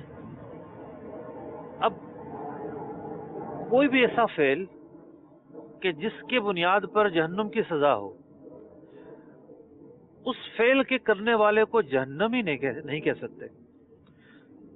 یہ کہتے ہیں کہ اس کام کا کرنے والا جہنم کا مستحق ہو گیا، فرق ہے جہنم دونوں کے میں؟ لائق ہو گیا، دونوں باتوں میں فرق ہے؟ جہنم کا سزاوار ہو گیا. یہ نہیں کہیں گے کہ جس نے یہ کام کیا وہ آدمی جہنمی ہو گیا. ٹھیک ہے. اس لیے فرق یہ ہے کہ اللہ تبارک و تعالی اس گناہ کو متعدد اسباب کی بنیاد پر معاف فرما دیتا ہے. ٹھیک ٹھیک. مثال کے طور پر بندے نے توبہ کی، معاف کر دیا. صحیح. یا اس نے کوئی نیکی کی، اس نیکی کی بنیاد پر اللہ تعالیٰ نے اس کے گناہ مٹا دیے. ٹھیک ہے. یا کسی نے اس کی شفاعت کی، اس کی بنیاد پر معاف کر دیا. صحیح. بلا حساب. اب دیکھیے مختلف راتیں آتی ہیں، شعبان کی رات ہے جیسے کہ لاکھوں لاکھ لوگوں کے بلا حساب و کتاب الحمدللہ جو ہے وہ جہنم سے ان کو رہائی دے دی جاتی ہے. تو گناہ کرنے کے بعد توبہ کے مواقع موجود ہیں، صحیح. اس لیے گناہ کرنے والے کو جہنمی نہیں کہیں گے، ہاں اس سزا کا لائق جہنم کہیں گے. ٹھیک ہے. اس کہ بھئی یہ بندہ لائق جہنم ہو گیا، مستحق جہنم ہو گیا. کیوں؟ اس لیے کہ مواقع موجود ہیں صحیح. توبہ کے. ٹھیک ہے. یہ ہے گفتگو کا ایک حصہ. ٹھیک ہے. دوسرا حصہ یہ ہے کہ چونکہ رسول اکرم نور مجسم صلی اللہ تعالی علیہ وسلم نے ہمیں خبر دی ہے کہ کچھ لوگ جہنم میں جائیں گے. صحیح. مطلب کفار تو جائیں گے ہی جائیں گے نا. ٹھیک ہے. جو جس کا خاتمہ کفر پر ہوا اس کے جانے پر تو کوئی کلام نہیں ہے. لیکن ہمیں یہ خبر دی گئی ہے مسلمانوں میں سے کچھ جائیں گے، کچھ لوگ جائیں گے، تبھی تو ان کو نکالا جائے گا، پیارے آقا علیہ الصلوۃ والسلام کی صلی شفاعت اللہ علیہ قبول کی جائے گی اور پھر وہ جنت میں داخل کیے جائیں گے۔ انشاءاللہ۔ یعنی یہ بات یقینی ہے کہ کچھ لوگوں کا جہنم میں جانا ضروری ہے، صحیح، بتایا گیا ہمیں، ٹھیک ہے، ہمیں مطلب خبر دی گئی ہے۔ پیارے آقا علیہ الصلوۃ والسلام نے جب ایک مستقبل کی آنکھ سے دیکھا تو آپ کو بہت سارے لوگ جہنم میں نظر آئے۔ صحیح۔ تو اب دعا کے حوالے سے دعا کے حوالے سے کیا نقطہ نکلا کہ یہ دعا کرنا کہ اے اللہ تمام ہی لوگوں کو بلا حساب داخل جنت فرما دے، ایسا نہیں ہونا۔ کچھ مسلمان جہنم کی سزا پائیں گے۔ بلا حساب کی قید ہٹا دیں پھر تو کر سکیں گے دعا، دیکھیے یوں دعا کی جا سکتی ہے، اللہ حاضرین کو بلا حساب ٹھیک ہے، داخل جنت فرما دے، بلا حساب و کتاب داخل جنت فرما دے۔ ٹھیک اے ہے، اللہ ہمیں مطلب ہمیں جب کہا جائے گا تب بھی موجودین مراد ہوں گے۔ حاضرین ہی مراد ہوں گے۔ سارے غلط ہٹا دیں یا اللہ مسلمانوں کی بھی سب مطلب وہ انڈرسٹوڈ تو ہوتا ہے کہ وہ اس کے ذہن میں کیا ہے۔ تو یہ بعض اوقات جو ہے نا غیر محتاط طریقے سے جب دعا کی جا رہی ہوتی ہے صحیح، تو دعا ایک پوری عبادت ہے، صحیح، اور علماء نے دعا کے آداب پر پوری کتابیں لکھی ہیں۔ الحمدللہ، مطلب اعلیٰ حضرت امام اہل سنت رضی اللہ تعالیٰ عنہ کے والد ماجد نے کتاب تحریر فرمائی، امام اہل سنت رضی اللہ تعالیٰ عنہ نے اس کا حاشیہ تحریر فرمایا۔ مشہور مالکی بزرگ ہیں علامہ قرافی رحمۃ اللہ تعالیٰ علیہ، ان کا رسالہ پورا موجود ہے دعا کے موضوع پر، جی جی، جس میں دعا، اچھا اس رسالے کا موضوع کیا ہے کہ کون کون سی دعائیں کفر ہیں، اچھا، کون کون سی دعائیں حرام ہیں، صحیح، کون کون سی دعاؤں کا مانگنا جائز نہیں ہے۔ صحیح، خیر اس کا خلاصہ اس رسالے میں بھی موجود ہے، جی جی، آداب احسن البیاء فی آداب الدعا کے فضائل نام سے- دعا کے نام سے فضائل دعا کے نام سے مکتبۃ موجود ہے۔ المدینہ پر دستیاب بھی ہے۔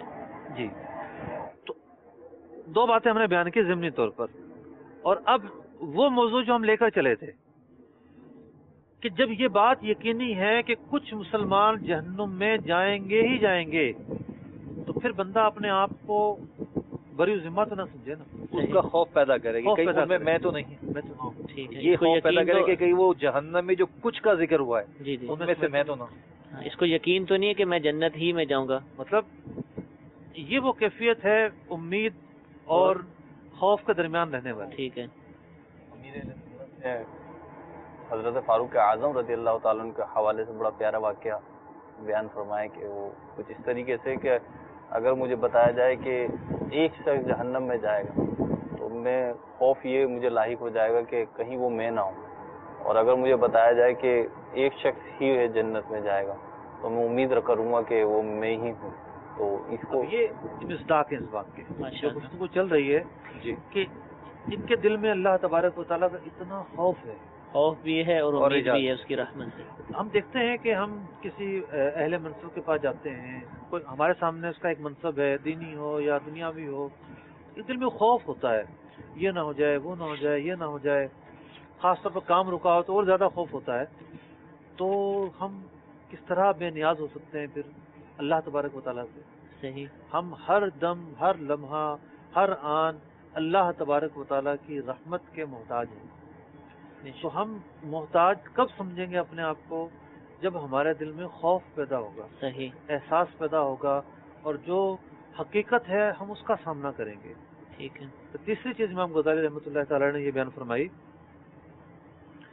کہ دوسری چیز تو یہ تھی کہ اللہ تبارک و تعالی خالق ہیں، ہم مخلوق ہیں، بے شک، وہ قادر ہیں، ہم محتاج ہیں، تو اللہ تبارک و تعالیٰ کی سختی کو یاد کریں۔ صحیح، تیسری چیز سے ملتی جلتی ہے کہ اللہ تبارک و تعالیٰ کے عذاب کے آگے اپنے آپ کو ناتواں اور کمزور سمجھے، اور یہ سمجھنا ضروری ہے، نہ سمجھنے والا دین اسلام سے خارج ہو جائے گا۔ استغفر اللہ، کیوں کہ اللہ تبارک و تعالیٰ کے عذاب کو ہلکا سمجھنا اللہ تبارک و تعالیٰ کے قادر ہونے کا انکار ہے۔ اللہ تبارک و تعالیٰ نے جو بیان فرمایا ہے قرآن مجید فرقان حمید میں، اس کا انکار ہے۔ صحیح، یعنی جو کفر ہے اس کے تین اسباب ہوتے ہیں۔ ٹھیک ہے، جب کوئی کفر سرزد ہوتا ہے تو اس کے تین اسباب ہوتے ہیں، یا تو انکار کی وجہ سے کفر سرزد ہوتا ہے، ٹھیک ہے، مثال کے طور پر جو ضروریات دین ہیں، مطلب وجود باری تعالیٰ کا کوئی انکار کرتا ہے معاذ اللہ، یا سرکار دو عالم صلی اللہ علیہ وسلم کی رسالت کا یا آپ کے آخری نبی ہونے کا قرآن پاک کا انکار کر یا عذاب کا کوئی انکار کرتا ہے تو انکار کی بنیاد پر کفر لازم آتا ہے. وہ چیزیں جو ضروریات دین سے ان کا انکار کفر ہے. بنیادی اسلامی عقائد. مطلب ضروریات دین کا لفظ میں استعمال کروں گا. جی جی بنیادی کا لفظ بڑا عام ہے. ٹھیک ہے. مثال کے طور پر نماز پڑھنے کے لیے اتحیات کا سیکھنا بھی ایک بنیادی چیز ہے. ٹھیک ہے. لیکن ضروریات دین کی اپنی ایک تعریف ہے. صحیح. ایک اپنی ایک تعریف ہے. ٹھیک ہے. تو میں یہ عرض کر رہا تھا کہ ایک تو سبب ہے کفر کا انکار.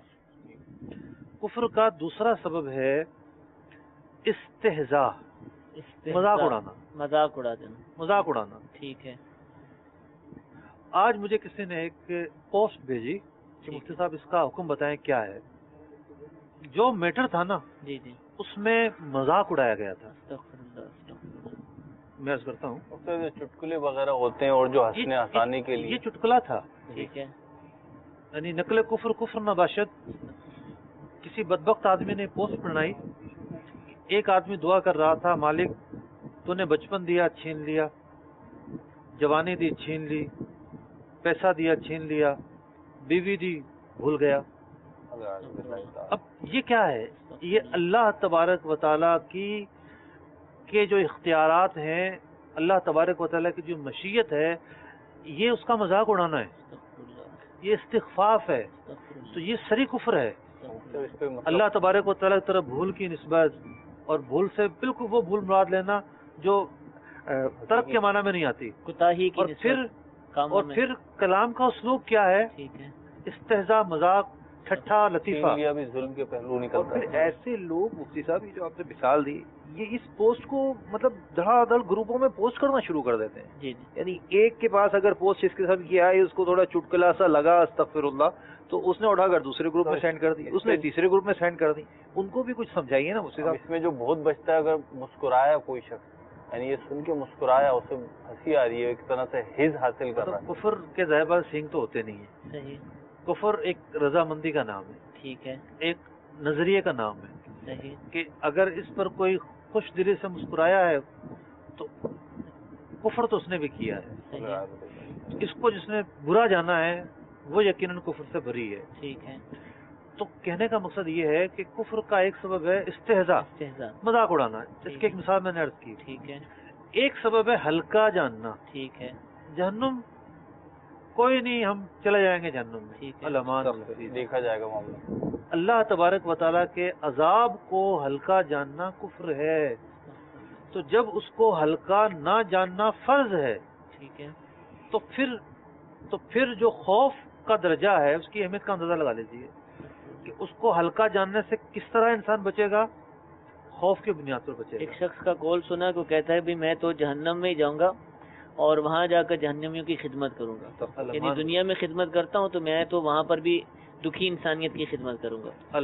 اس طرح کا بھی قول سننے کو مطلب اس نے کیا جانا اپنی طرف سے تو وہ یعنی انسانیت کی سپر مین ہے، ایسا سپر مین جس کو جہنم کے عذاب جو ہے وہ تکلیف نہیں دے گی. معاذ اللہ ثم معاذ اللہ ثم معاذ اللہ. اللہ تبارک و تعالیٰ کی قدرت وہاں کام نہیں کرے گی ثم معاذ اللہ. اس کا تو مطلب یہی ہوا نا. جی جی. اللہ تبارک و تعالیٰ نے تو جہنم کو سزا کے لیے مقرر کیا ہے. جو بھی وہاں جائے گا اسے سزا ملے گی، وہ تکلیف میں آئے گا، صحیح، پریشانی میں آئے گا. اور کوئی شخص جہنم کے عذاب کے متعلق اس طرح کے تصورات قائم کرے تو یہ ہے اس عذاب کو ہلکا جاننا، اور ہلکا جاننا کفر ہے. آپ کی بات سے تو پھر یوں نکلا کہ جیسے ایک سانپ کے بارے میں ہے کہ سانپ کے کاٹنے میں مطلب اس میں زہر ہوتا ہے اور وہ کاٹ لے تو بندہ مر جاتا ہے. اس کا ہمیں یقین ہے. سچی بات ہے کہ مطلب کبھی دیکھا بھی نہیں، کوئی ہمارے سامنے مرا بھی نہیں ہے، ہم نے اس کا زہر بھی نہیں دیکھا، سانپ کو کبھی مطلب کوئی ایسا سامنا نہیں ہوا، لیکن سنی سنائی باتیں بڑوں سے سنی ہے تو ہمیں یقین ہے. تو آپ کی باتوں سے تو ایسا لگ رہا ہے کہ اللہ عز و جل کا جو عذاب ہے، جو جہنم کی سختی ہے، اس پہ اس سے بھی زیادہ یقین ہونا چاہیے ہمارا. بلا شبہ اس سے زیادہ یقین ہونا چاہیے. لیکن ہم اس سے تو ایک یقین ہے نظریے کی حد تک کہ اللہ تبارک و تعالیٰ عذاب دے گا، یہ ہے ایمان کا حصہ کہ ہاں عذاب ہونا ہے، کچھ لوگوں کو عذاب ہونا ہے، اس کا عقیدہ رکھنا یہ ہے ایمان کا حصہ. اور اس سے آگے پھر اپنے دل میں خوف پیدا کرنا. صحیح. خوف اسی وقت پیدا ہوگا کہ ہم اس کی شدت اور اس کی تکلیف کا زیادہ سے زیادہ احساس اپنے دل میں پیدا کریں. ٹھیک ہے. چوتھا سبب خوف پیدا کرنے کا امام غزالی رحمۃ اللہ تعالی علیہ نے یہ بیان فرمایا کہ اللہ تبارک و تعالیٰ کی طاقت کو یاد کرنا. ماشاءاللہ. فرعون کیا تھا؟ خدائی کا دعوے دار تھا، کیا حشر ہوا. نمرود کیا تھا؟ کیا حشر ہوا. تو ہمارے معاشرے میں کوئی ڈان ہو، کوئی بدماش ہو، کوئی ایسا ہو کہ پورے معاشرے کو اذیت میں مبتلا کر رکھا ہو، صحیح. دنیا میں عبرت کا نشانہ ضرور بنتا ہے. بے شک بے شک. تو ان تمام جو چہرے ہیں، جو کریکٹر ہیں، جو کردار ہیں ماضی کے، جو قرآن مجید فرقان حمید میں بیان کیے گئے ہیں، مختلف قومیں بیان کی گئی ہیں. صحیح. محلات والی قوم تھی، ایک ہوا چلی محلات سب اکھڑ گئے. مضبوط قسم کے لوگ تھے، پتھروں کی بارش ہو گئی. تو اللہ تبارک و تعالیٰ کی جو پکڑ ہے نا وہ بڑی شدید ہے. استغفراللہ. اللہ تعالیٰ ہماری حفاظت فرمائے. مطلب دل کے اندر اس بات کا ایک احساس پیدا کرے اور اپنے اوپر ایک ہیبت طاری کرے. تو یہ امام غزالی رحمۃ اللہ تعالی علیہ نے خوف کی اسباب بیان فرمائے. اب میں تھوڑا سا کچھ پوائنٹ جو ہمارا معاشرہ چل رہا ہے اس کو سامنے رکھ کے عرض کرنا چاہوں گا، آپ لوگ بھی میرے ساتھ دیں گے. اب ہم یہ دیکھتے ہیں کہ ہمارے معاشرے سے خوف خدا اگر ختم ہو رہا ہے اس کے اسباب کیا ہیں؟ کیا اسباب ہو سکتے ہیں میرے بھائی؟ اگر ہم لیں جو مطلب سکھایا گیا کہ وہ یہ ہے کہ علم ہوتا ہے کسی چیز کا تو بندہ ڈرتا ہے. اب جیسے ابھی میں نے سانپ کا عرض کیا، میں ڈرتا ہوں، یہ بھی ڈرتے ہوں گے، مجھے ایسا لگتا ہے یہ بھی ڈرتے ہوں گے، ہمارے جو کیمرہ مین ہیں یہ بھی ڈرتے ہوں گے. لیکن جو 1-2 سال کا بچہ ہے وہ اس سے نہیں ڈرے گا. تو اس کا وجہ یہی ہے کہ ہمیں علم ہے کہ سانپ کے کاٹنے سے زہر پھیل جائے گا، ہم مر جائیں گے، نقصان ہو جائے گا. یا سانپ کے بجائے شیر کو لے لیں، لیکن ایک بچہ ہوتا ہے وہ نہیں ڈرتا. تو علم سمجھ میں آتا ہے کہ علم اور علم بھی ہے. اور جب کوئی نصیحت کرنے والا علم دے رہا ہوتا ہے، جی شیطان کیسے متنفر کرتا ہے کہ یار یہ مولانا لوگ جہنم سے ڈراتے رہتے ہیں.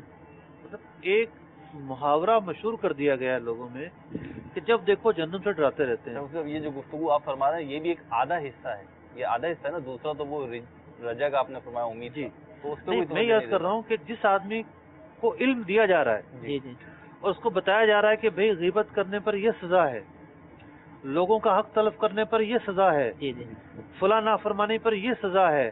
اب وہ اپنا ذہن یہ بنا لے کہ مولانا لوگ تو ڈراتے رہتے ہیں. جو اس نے جب یہ ذہن بنا لیا نا تو اب کیا وہ بات مولانا کی اس کے دل میں اترے گی؟ نہیں اترے گی. مقصد تو تھا اس کے دل میں خوف پیدا کرنا اور اس چیز کی جو حیثیت ہے اس کی خبر دینا، علم پیدا کرنا. اس نے اپنا یہ ذہن بنا لیا ہے. اب کیسے علم آئے گا؟ وہ ہے نا، یہ ایک الگ علمی ہے. ناصحہ مت کر نصیحت، دل میرا گھبرائے ہے، اس کو دشمن جانتا ہوں جو مجھے سمجھائے. اب اس کا بھی حل آپ ہی ارشاد فرمائیں کہ مطلب ہم نصیحت قبول کیسے کریں. میں تو یہاں بیٹھ کے ایک بات عرض کروں جو اس سلسلے کے فارمیٹ سے اگر الگ ہوگی کہ میں الحمدللہ 14-15 مہینے سے تو مسلسل یعنی یہ اسباق تصوف سے کسی نہ کسی طرح وابستہ ہوں اور دیکھتا بھی ہوں اور 2 دفعہ بھی دیکھتا ہوں. لیکن میں نے پہلے بھی تجربہ کیا، آج بھی میں محسوس کر رہا ہوں شروع وقت سے کہ یہاں بیٹھ کے جو سیکھنے کی کیفیت ہوتی ہے نا وہ یہاں سے ہٹ کے سیکھنے کی کیفیت نہیں ہوتی. اس کی اگر پرسنٹیج بنائے تو کمی آ جاتی ہے. تو اب یہاں پر پھر اس کا یہ مددی پھول ملا کہ ماحول اثر رکھتا ہے. میں نے ایک نقطہ لکھا ہوا ہاں ماحول، میں نے ایک نقطہ لکھا ہوا ہے کہ صحبتوں کا مفقود ہو جانا. بالکل ٹھیک ہے. مطلب ہم جب کسی بھی نیک آدمی کی صحبت میں بیٹھتے ہیں نا، مطلب کہ کوئی پرہیزگار آدمی ہے، کوئی نمازی آدمی ہے، عالم دین ہے، خوف و خشیت رکھنے والے نیک لوگ ہیں، تو اس سے ہم ظاہر بات ہے صحبت اثر پکڑتی ہے. صحیح. صحبت اثر پکڑتی ہے بے شک. اور بندہ اسے سیکھتا ہے. بے شک. تو ابھی اجتماعات کی بات ہو رہی تھی. بالکل ایسے. تو اجتماعات کی جو بنیاد ہے وہ صحبت ہے. بے شک.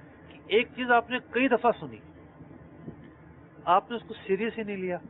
میں ابھی جو ہم نے گفتگو کی کہ بہت سارے اچھے خیالات ہمارے دل میں آتے ہیں لیکن ہمارے دل میں ٹھہر نہیں پاتے. وہ صحیح. آئے اور گزر گئے، کیوں؟ ہم نے ان کو سیریس نہیں لیا ہوتا. صحیح. لیکن جب بندہ ایک ایسے ماحول میں آتا ہے انوائرمنٹ جو ہے نا یہ جی جی۔ اس کے مطلب قلب و ہجان پر جو ہے نا اثر کرتا ہے، بہت زیادہ اثر بہت کرتا اثر کرتا ہے کہ جب وہ اس انوائرمنٹ میں جاتا ہے، ایسے لوگوں کے قریب بیٹھتا ہے، بعض اوقات کیفیت یقیناً کافی اسلام بھائی مدنی چینل پہ بھی اس وقت دیکھ رہے ہیں، ان کی بھی بنتی ہوگی کہ جب اجتماع میں آ کر بیٹھتے ہیں، ہاتھ اٹھتا ہے اور اس وقت جو دعا ہو رہی ہوتی ہے اور ایک گھر میں آدمی تنہا بیٹھا ہوا دعا مانگ رہا ہوتا ہے، دونوں کیفیات میں فرق فرق ہے۔ ہوتا ہے۔ پھر اسی طرح مسجد میں ہوتا ہے، بعض اوقات امام صاحب جماعت کے بعد اتنی دقت انگیز دعا کر دیتے ہیں تو وہ واقعی میں کیفیت بن جاتی ہے ایک بندے کی، اور ایک بندہ اپنی نماز پڑھ کے دعا کر کے نکل جاتا ہے، تو دونوں کیفیات میں فرق ہے۔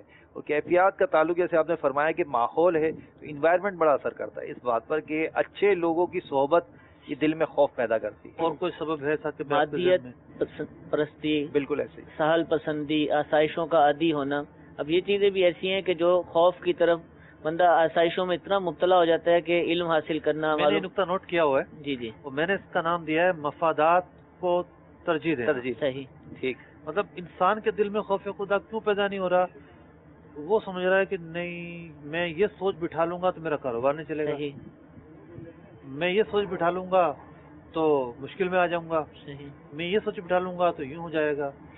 تو خوف خدا پیدا نہ ہونے کی ایک بڑا سبب ہے انسان کی اپنی خواہش، وہ صحیح۔ چاہتا ہی نہیں کہ پیدا ہو۔ اس میں مفتی صاحب خوف کی طرف توجہ تو جا رہی ہے نا کہ یہ کروں گا تو خوف، اور آگے بعض لوگوں کی تو توجہ ہی نہیں ہے نا، وہ آسائشوں میں نعمتوں میں اتنے منہمک ہیں کہ ان کو پتہ ہی نہیں کہ یہ بھی کوئی چیز ہوتی ہے اور خوف بھی کوئی چیز ہے، اور خوف کے نام کے ساتھ اتنی چیزیں وابستہ ہیں، تو یہ بھی ایک پہلو ہے اس کا۔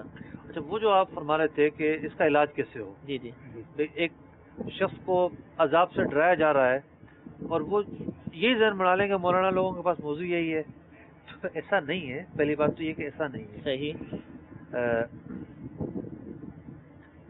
موضوعات بہت سارے ہوتے ہیں۔ بے شک، میں نے کوئی 7 سال جمعہ پڑھایا ہوگا، اور ان 7 سالوں میں جو بڑے دن آتے ہیں جیسے شب معراج آ رہی ہے، شبان آ رہی ہے، مجھے نہیں یاد پڑتا کہ میرا کوئی بیان ریپیٹ ہوا ہو، کوئی صحیح، موضوع ریپیٹ ہوا ہو۔ ماشاء اللہ، ہمیشہ موضوع کوشش نیا آ ہوتی ہے کہ جاتا ہے۔ جدا رکھا جائے۔ کم و بیش 350 جمعے، بلکہ 350 سے زیادہ 7 سال۔ موضوعات بہت ہوتے ہیں، آپ بے شک۔ دیکھیں مدنی چینل پہ مکالمے ہوتے ہیں، الحمدللہ، کبھی ایسا ہوا موضوع ریپیٹ ہوا ہو، ایک سے ایک موضوع، شاد و نادر ہوا ہوگا ایسا۔ نام کے حوالے سے اگرچہ وہ ملتا جلتا بھی ہو تو اس کے اندر جو کچھ ہوتا ہے بہت کچھ الگ الگ ہر ہوتا ہے۔ مرتبہ نئی تربیت ہوتی ہے۔ لیکن پھر یہ مطلب یہ ہے کہ بعض چیزوں کو دہرایا جاتا ہے، اور وہ ٹھیک ہے۔ سینٹرل آئیڈیا ہوتا ہے وہ۔ بعض چیزوں کو دہرایا جاتا ہے، وہ وقت کا تقاضا ہوتا ہے۔ صحیح، لیکن ایسا تو نہیں ہے نا کہ صرف دین سکھایا نہیں جا رہا، آداب سکھائے نہیں جا رہے، دین کی تعلیم نہیں دی جا رہی، صرف ڈرایا جا رہا ہے، ایسا تو نہیں ہے نا۔ صحیح، دونوں چیزیں ساتھ ساتھ چلتی ہے، ٹھیک ہے۔ تذکرہ ہوتا ہے۔ صحیح، ایک اگر نماز کا تذکرہ ہوا ہے تو نماز کے فضائل بھی بیان ہو رہے ہیں، نماز کے آداب بھی بیان ہو رہے ہیں، اور نماز میں جو غلطیاں انسان کر رہا ہے وہ بھی بیان ہو رہا ہے، اور نماز چھوڑنے کا جو گناہ ہے وہ بھی بیان ہو رہا ہے۔ صحیح۔ یہ سب چیزیں ایک ساری ساتھ جہتیں بیان ہوتی ہیں۔ ساری جہتیں بیان آپ ہو نے رہی ہیں۔ شروع میں تو وضاحت کری تھی کہ خوف لیکن تو جس کے سبھی، دل میں چور ہوتا ہے نا اصل جی میں، جی، تو اس کے دل میں ایک چیز ہی کلک کرے گی صحیح، کہ میرا تذکرہ نہ ہو جائے۔ ٹھیک ہے، صحیح۔ یہ بھی ایک چیز ہے، نفسیاتی تقاضا ہے، تو وہ سننا نہیں چاہتا تو اسے وہی ہائی لائٹ ہو رہا ہوتا ہے۔ سننا نہیں چاہتا۔ وہ ایسا ہی ہے جیسے کسی جگہ چوٹ لگ جاتی ہے نا تو وہ ایسا لگتا ہے کہ اسی پہ لگ رہی ہے، بار بار اسی جگہ لگ رہی ہے، پاؤں کے اگر کسی انگلی پہ چھوٹا سا زخم ہو گیا ہے تو صحیح۔ صبح سے شام تک ایسا لگتا ہے کہ ساری زمین نے ہماری اسی انگلی کو پکڑا ہوا ہے، حالانکہ لگ پہلے بھی رہی ہوتی ہے جی، لیکن وہ چوٹ لگنے کی وجہ سے وہ ہائی لائٹ ہو رہا ہوتا ہے۔ تو آپ کی بات درست ہے کہ وہ خوف زدہ ہونا نہیں چاہتا تو خوف سننا نہیں چاہتا تو اس لیے اسے زیادہ دوسرے الفاظ میں قصور اپنا ہی ہوگا، اگر بخار ہے تو منہ کڑوا ہے تو پانی میٹھا بھی کڑوا لگے گا، جی جی، تو بہرحال یہ وسوسہ ضرور ہے۔ تو لیکن یہ الزام صحیح نہیں، جیسا کہ آپ نے شروع الزام میں صحیح تمہید نہیں، مان دی الزام تھی کہ صحیح خوف تو ہر جہت سے انسان کی زندگی میں اچھا، شامل ہے۔ یہ جو وسوسہ ہے نا، ایک اور مقام پر ذرا مختلف انداز کا آتا ہے۔ مثال کے طور پر یہ ہم سلسلہ لے کر چلیں، جی ٹھیک۔ ایک طبقے کی بھی فیڈ بیک ہے کہ مشکل بہت ہے۔ مشکل بہت ہے، میرا جواب یہ ہوتا ہے کہ علم نام ہے ان چیزوں کے سکھانے کا جو بندہ نہیں جانتا، ٹھیک ہے، جو صحیح۔ جانتا ہے اس کو بتانا علم کی دہرائی ہے، ٹھیک ہے، اور جن کو انسان نہیں جانتا ان کو بتانے کا نام علم ہے۔ صحیح، رفع جہالت اور انکشاف کو علم کہتے ہیں۔ ٹھیک ہے، تو جب ہم اگر یہ ذہن بنا لیں کہ یہ وہ باتیں ہیں جو میں ٹھیک ہے مجھے پتہ نہیں ہے، صحیح، مجھے بتائی جا رہی ہیں تاکہ مجھے پتہ چلیں. ٹھیک ہے تو یہ ایک مثبت سوچ ہو جائے گی, اگرچہ کہ مشکل ہو ٹھیک ہے تو ٹریک بن جائے گا. پھر صحیح ٹریک بن جائے گا تو اس کا جو ہے نا وہ گاڑی کا چلنا آسان ہو جائے گا. ٹھیک کتاب پڑھتے ہیں تو کتاب پڑھتے ہوئے اکتاہٹ ہو جاتی ہے, مشکل صحیح. کتاب ہے. صحیح. حالانکہ ہر کتاب مشکل نہیں ہوتی, ٹھیک ہے. آسان سے آسان کتابیں ہوتی جس ہیں. نے لکھی ہے اس نے بھی تو علم حاصل کیا تو لکھی ہے. نہیں جو خیر پڑھ دیکھیں کتابیں ہمیشہ قارئین کو دیکھ کے لکھی جاتی ہیں. ٹھیک ہے صحیح. ہر کتاب مشکل نہیں ہوتی. اب کوئی شخص فزکس لے کر آ جائے اور کہے مجھے مشکل لگ رہی ہے تو وہ سچا ہے. صحیح اگر وہ واقعات کی کتاب لے کر آ جائے اور کہے مشکل لگ رہی ہے تو پھر اس کو تو ہم سچا نہیں کہیں گے. ٹھیک ہے تو وہ ایک ذہنی الجھن میں ہے, صحیح اس کا میلان نہیں ہے, اس کی ٹھیک. دلچسپی نہیں ہے. ٹھیک ہے اصل مشکل اس کو وہ ہو رہی ہے. صحیح امیر اہل سنت کے رسائل اتنے آسان ہوتے ہیں لیکن بعضوں کا مطلب ایسا سنا ہے ایک آدھ بہت اکا دکا کہ اب بہت مشکل لگتا ہے. تو میں تو یہی عرض کرتا ہوں کہ آپ پڑھتے رہیں گے تو انشاءاللہ یہ آپ کو بہت آسان لگنے لگے گا. اچھا ہمارا دوسرا موضوع بھی ہے. جی. مفتی صاحب وہ آپ نے سلسلے کی مشکل کے حوالے سے بیان کیا تو میں چپ رہنا میرے لیے مشکل ہو رہا ہے کہ خیبر پختونخوا سے ایک اسلامی بھائی ہے, مطلب یہاں پہ تربیتی اجتماع تھا, ان کا کوئی مشورہ وغیرہ تھا خیبر پختونخوا کے اسلامی بھائیوں کا. تو ایک اچھی ڈیل ڈول والے اسلامی بھائی تھے, وہ میری طرف بڑے اور پھر ملے اور پھر وہ کہنے لگے آپ کا سلسلہ بہت اچھا ہوتا. تو میں نے بولا میں تو کوئی سلسلہ, میرا تو کوئی سلسلہ نہیں ہے کہ نا وہ مفتی صاحب والا جو ہوتا ہے نا جس میں وہ تصوف کے سبق پڑھاتے ہیں وہ بہت اچھا لگتا ہے. اب وہ اردو جو بول رہے تھے, پٹھان اسلامی بھائی تھے, تو وہ اردو جیسی بول رہے تھے اور میں دل میں یہ سوچ رہا تھا کہ ان کی اردو ایسی ہے, بولنے میں ایسی ہے, لیکن یہ کہہ رہے ہیں بڑا مزہ آتا ہے اور بہت سیکھتا ہوں میں اسے, بہت اچھا لگتا اصل چیز ہے تو توجہ دلچسپی. شغف اور شوق ہوتا ہے تو پھر چیزیں آسان ہو جاتی. پچھلے ہفتے جو کال آئی تھی انہوں نے بھی اللہ تبارک و تعالیٰ قبول فرمائے. آمین. آمین. دوسری چیز ہے رجا. ٹھیک ہے مطلب اس چیپٹر کے اندر 5واں چیپٹر ہے. صحیح امام غزالی رحمۃ اللہ تعالی علیہ نے 3 باتوں کو بیان فرمایا. خوف کیا ہوتا ہے, خوف کی حقیقت, خوف پیدا کرنے کے اسباب, خوف بیان کیا. دوسری چیز رجا, امید. امید کیا ہوتی ہے, کیوں کی جاتی ہے, اس کی کیا اہمیت ہے. امام غزالی رحمۃ اللہ تعالی علیہ بڑی پیاری مثالوں کے ساتھ سمجھا رہے ہیں. تیسری چیز یہ بیان کی ہے کہ ایک مسلمان کو خوف اور امید کے درمیان رہنا ہے. صحیح. خوف اور امید کے درمیان کیسے رہنا ہے وہ ہم اگلے سلسلے میں ٹھیک ہے انشاءاللہ العزیز اس پر گفتگو کریں گے. ابھی بس وقت تو تھوڑا ہوا چاہتا ہے, جی جی ایک 5-7 منٹ میں امید پر گفتگو کر لوں. ٹھیک ہے. اب امام غزالی رحمۃ اللہ تعالی علیہ مثالیں بیان کر رہے ہیں. فرماتے ہیں کہ ایک آدمی شہد کا کام کرتا ہے. شہد کا کہتے ہیں نا بھیڑوں کے چھتے میں ہاتھ ڈالنا, ایک محاورہ ہے نا. جی جی اس شیر کے متعلق بھی ایک محاورہ ہے اسی طریقے سے, شیر کے اس میں ہاتھ ڈالنا. شیر کے منہ کی چھار میں ہاتھ ڈالنا. ہاں تو آپ لکھنؤ کے ہیں تو تھوڑا سا یہ حیدرآباد دکن کے نہیں, ہم تو اردو سیکھیں گے. نہیں پیچھے سے دہلی. دہلی کے ہیں تو آپ کی اردو تھوڑے ہم سے اچھی ہوگی. تو امام غزالی رحمہ فرماتے ہیں کہ شہد کا کام کرنے والا, کیا اس کو اندازہ نہیں نقصان کا؟ مکھیاں کاٹتی ہیں, اس کو تکلیف دیتی ہیں, اس کو بالکل اندازہ ہوگا. صحیح. لیکن وہ کیا لالچ ہے کہ وہ اس مشقت میں پڑتا ہے. صحیح صحیح. شہد ملنے کی امید, ایک شہد ملنے کی امید, اس کا روزگار اس سے وابستہ ہے, اس کی آمدنی سے وابستہ ہے. فرماتے ہیں کہ ایک مزدور آدمی دھوپ کے اندر, سخت دھوپ کے اندر بغیر کسی چھت کے مزدوری کر رہا ہوتا ہے. اس مشقت میں وہ کیوں پڑتا ہے؟ مزدوری کی امید. مزدوری کی امید. تو اس طریقے سے امام غزالی رحمۃ اللہ تعالی علیہ نے بہت ساری مثالیں بیان فرمائی. ماشاءاللہ. فرمایا کہ کسان ہے. اب کسان دیکھیں, کسان کی زندگی تو خوف اور امید کا مجموعہ ہے. بے شک بے شک. بادل آئے خوف پیدا ہو جاتا ہے, ایسا ہی. بارشیں شروع ہوئی خوف پیدا ہو جاتا ہے کہ میری فصل ضائع نہ ہو جائے. لیکن وہ ساری مشقت, ساری محنت اور کئی مہینے کی, یعنی مالی محنت, مالی مشقت بھی ہے, ٹھیک ٹھاک سرمایہ خرچ ہوتا ہے, جسمانی اور طور پر بھی. جسمانی مشقت اس سے کہیں بڑھ کر ہے. بے شک. یہ ساری مشقت کیوں؟ امید پر صحیح. کہ فصل آئے گی, اس سے روزگار حاصل ہوگا, آمدنی حاصل ہوگی, گھر چلے گا, اخراجات پورے ہوں گے. تو امام غزالی رحمۃ اللہ تعالی علیہ فرماتے ہیں ایک مطلب مقدمہ قائم کیا, ایک پس منظر قائم کیا تھوڑا سا ایک مشکل انداز ضرور ہے، لیکن غور سے سن لیا جائے تو آسان ہو جائے گا۔ آپ فرماتے ہیں کہ کیوں ضروری ہے امید کا ہونا؟ وصف امید، اس طرح خوف ایک وصف ہے نا، جی انسان کے اندر فطری طور پہ پایا جاتا ہے، صحیح، تو امید بھی ایک وصف ہے جس کا استعمال ہم زندگی میں ہر جگہ کر رہے ہوتے ہیں۔ میں نے ڈرائیونگ کی مثال دی ہے کہ ڈرائیونگ کے لیے جب گاڑی سٹارٹ کی بندے نے تو کس امید پر کی ہے کہ منزل پر پہنچنا ہے، صحیح، تو بہت سارے خوف اسے لائق رہیں گے، اور کراچی میں رہنے والے کو تو یہ بھی خوف لائق رہیں گے کہ 1 to 5 پاس سے تو نہیں گزر رہی، جی اور جی آگے پیچھے 2 آدمی بیٹھے ہوں، قریب آ کر تو نہیں رک رہی، تو یہ خوف بھی ہے۔ جی جی ٹھیک ہے، سناٹے کا خوف الگ ہے، ایکسیڈنٹ کا خوف الگ ہے، پولیس والوں کا خوف الگ ہے، جی جی مختلف طرح کے خوف لائق رہیں گے، لیکن ایک امید ہے اسے منزل تک پہنچنا ہے۔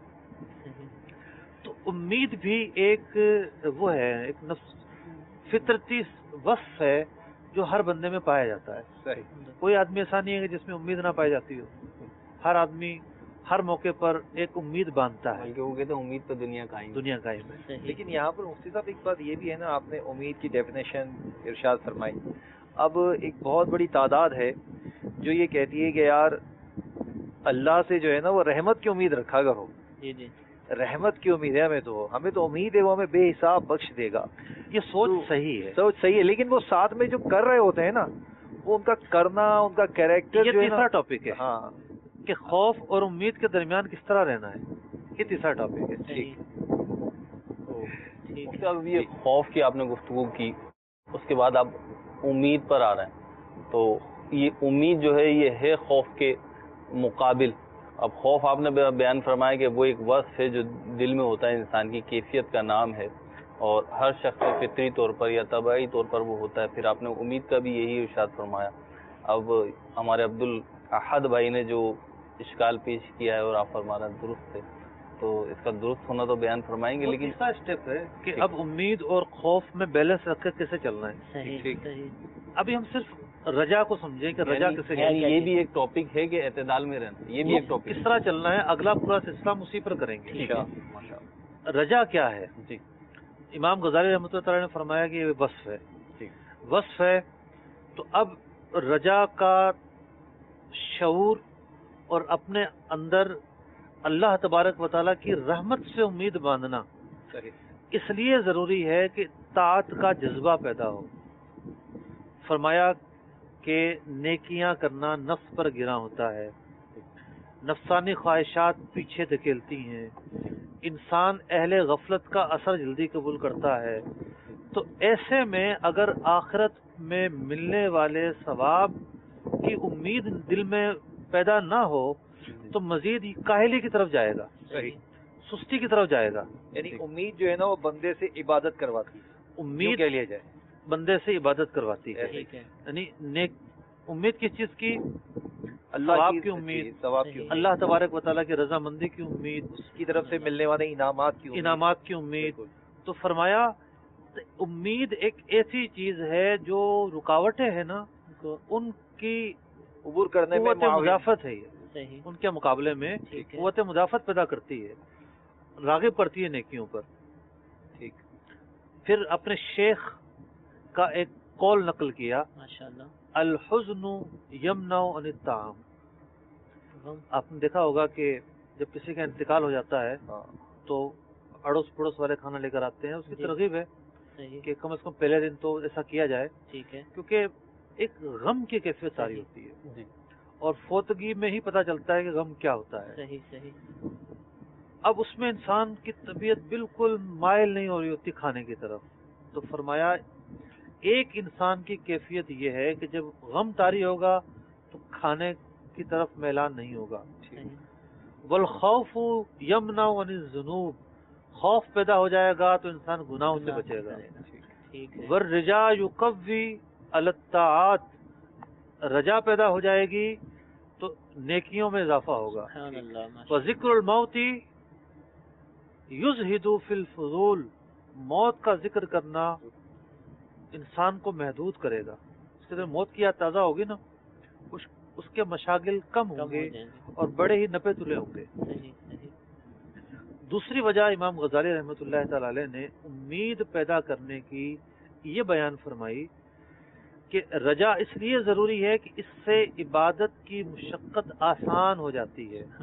جیسا کہ ہم گفتگو کر آئے کہ ایک مزدور کرنے والے کی مشقت کیوں آسان ہوتی ہے؟ مزدوری کی، اس کو مزدوری کی امید ہے، وہ پسینہ بہا رہا ہے، اجرت کی اسے ایک طمع ہے۔ تو جب انسان کے سامنے ایک ہدف آ گیا اور اس ہدف کے لیے اس نے کوشش کی ہے تو مسلمان کا ہدف جنت ضمناً ہے، جنت کی نفی نہیں کرتے۔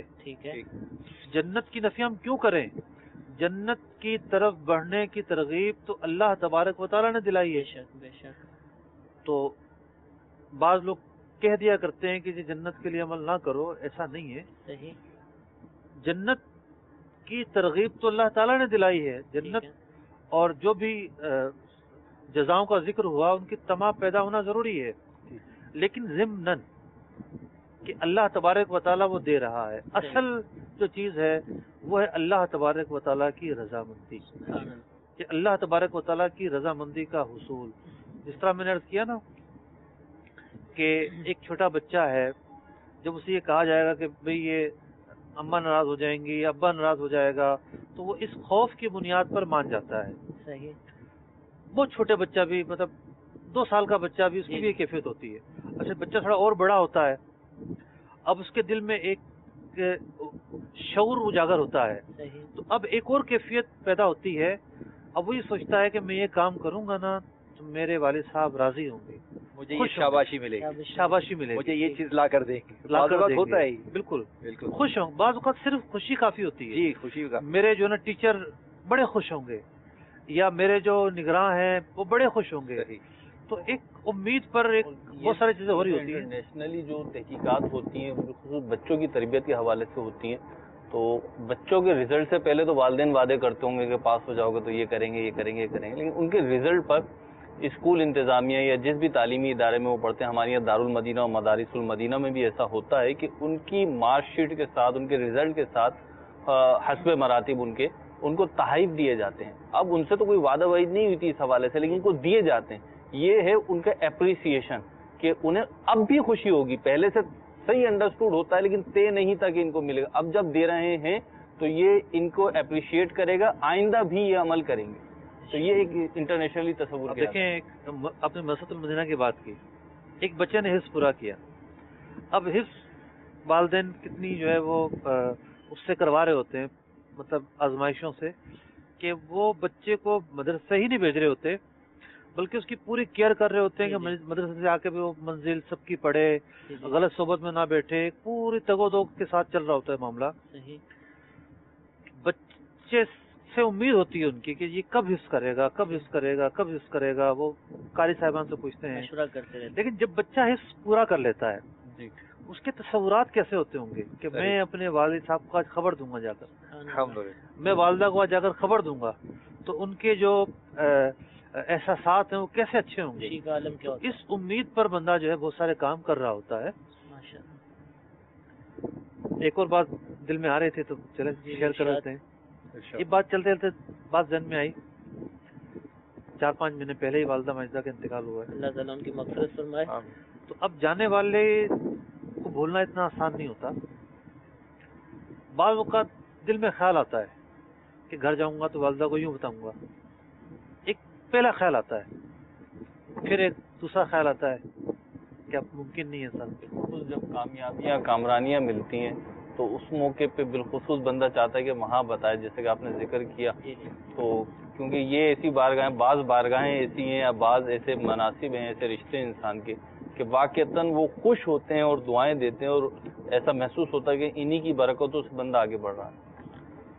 اب امام غزالی رحمۃ اللہ تعالی علیہ اسی نقطے کو بیان فرما رہے ہیں کہ امید کوئی لا یعنی چیز کا نام نہیں ہے، بلکہ امید ایک ایسی خوبی ہے کہ بندہ جب اللہ تبارک و تعالیٰ کی رضا کی امید رکھتا ہے، وہ امید کیوں نہیں رکھے گا؟ وہ دنیا میں پہنچنے والے ہر فائدے کی اسی طمع ہے، تو آخرت کے جو فوائد ہیں اس کی طمع کیوں نہیں ہے؟ اس کی طمع جب پیدا ہوگی आखिरत के जो भी समरात हैं उसकी जब तमा पैदा होगी, और सबसे बड़ा जो फ़ायदा है अल्लाह तबारक व तआला की मारिफत की तमा, अल्लाह तबारक व तआला की रजामंदी की तमा, मतलब इल्म का जो फ़ायदा है ना, इल्म का जो सबसे बड़ा फ़ायदा, वैसे इल्म का बड़ा फ़ायदा तो जहालत दूर होना, लेकिन इल्म का सबसे बड़ा फ़ायदा है कि जो जो इल्म बढ़ता है अल्लाह तबारक व तआला की मारिफत बढ़ती है, मारिफत बढ़ती है, इल्म का एक फ़ायदा है।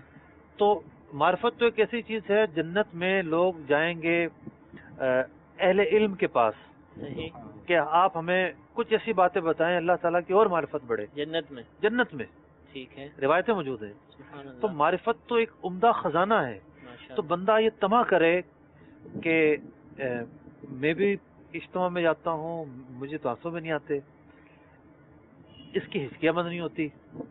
क्या है कि इनको अल्लाह की मारिफत ज्यादा है, मेरे दिल में कम है। तो मारिफत तो एक पूरा खजाना है। जी बेशक, मतलब कुरान जब पढ़ा जाता है तो कुरान पढ़ते हुए कुछ लोग वो होते हैं जिनके सामने क्या कुछ नक्शा आ रहा होता है। तो मारिफत बढ़ती है, और मारिफत अल्लाह तबारक व तआला की आला तरीन नेमतों में से एक नेमत है।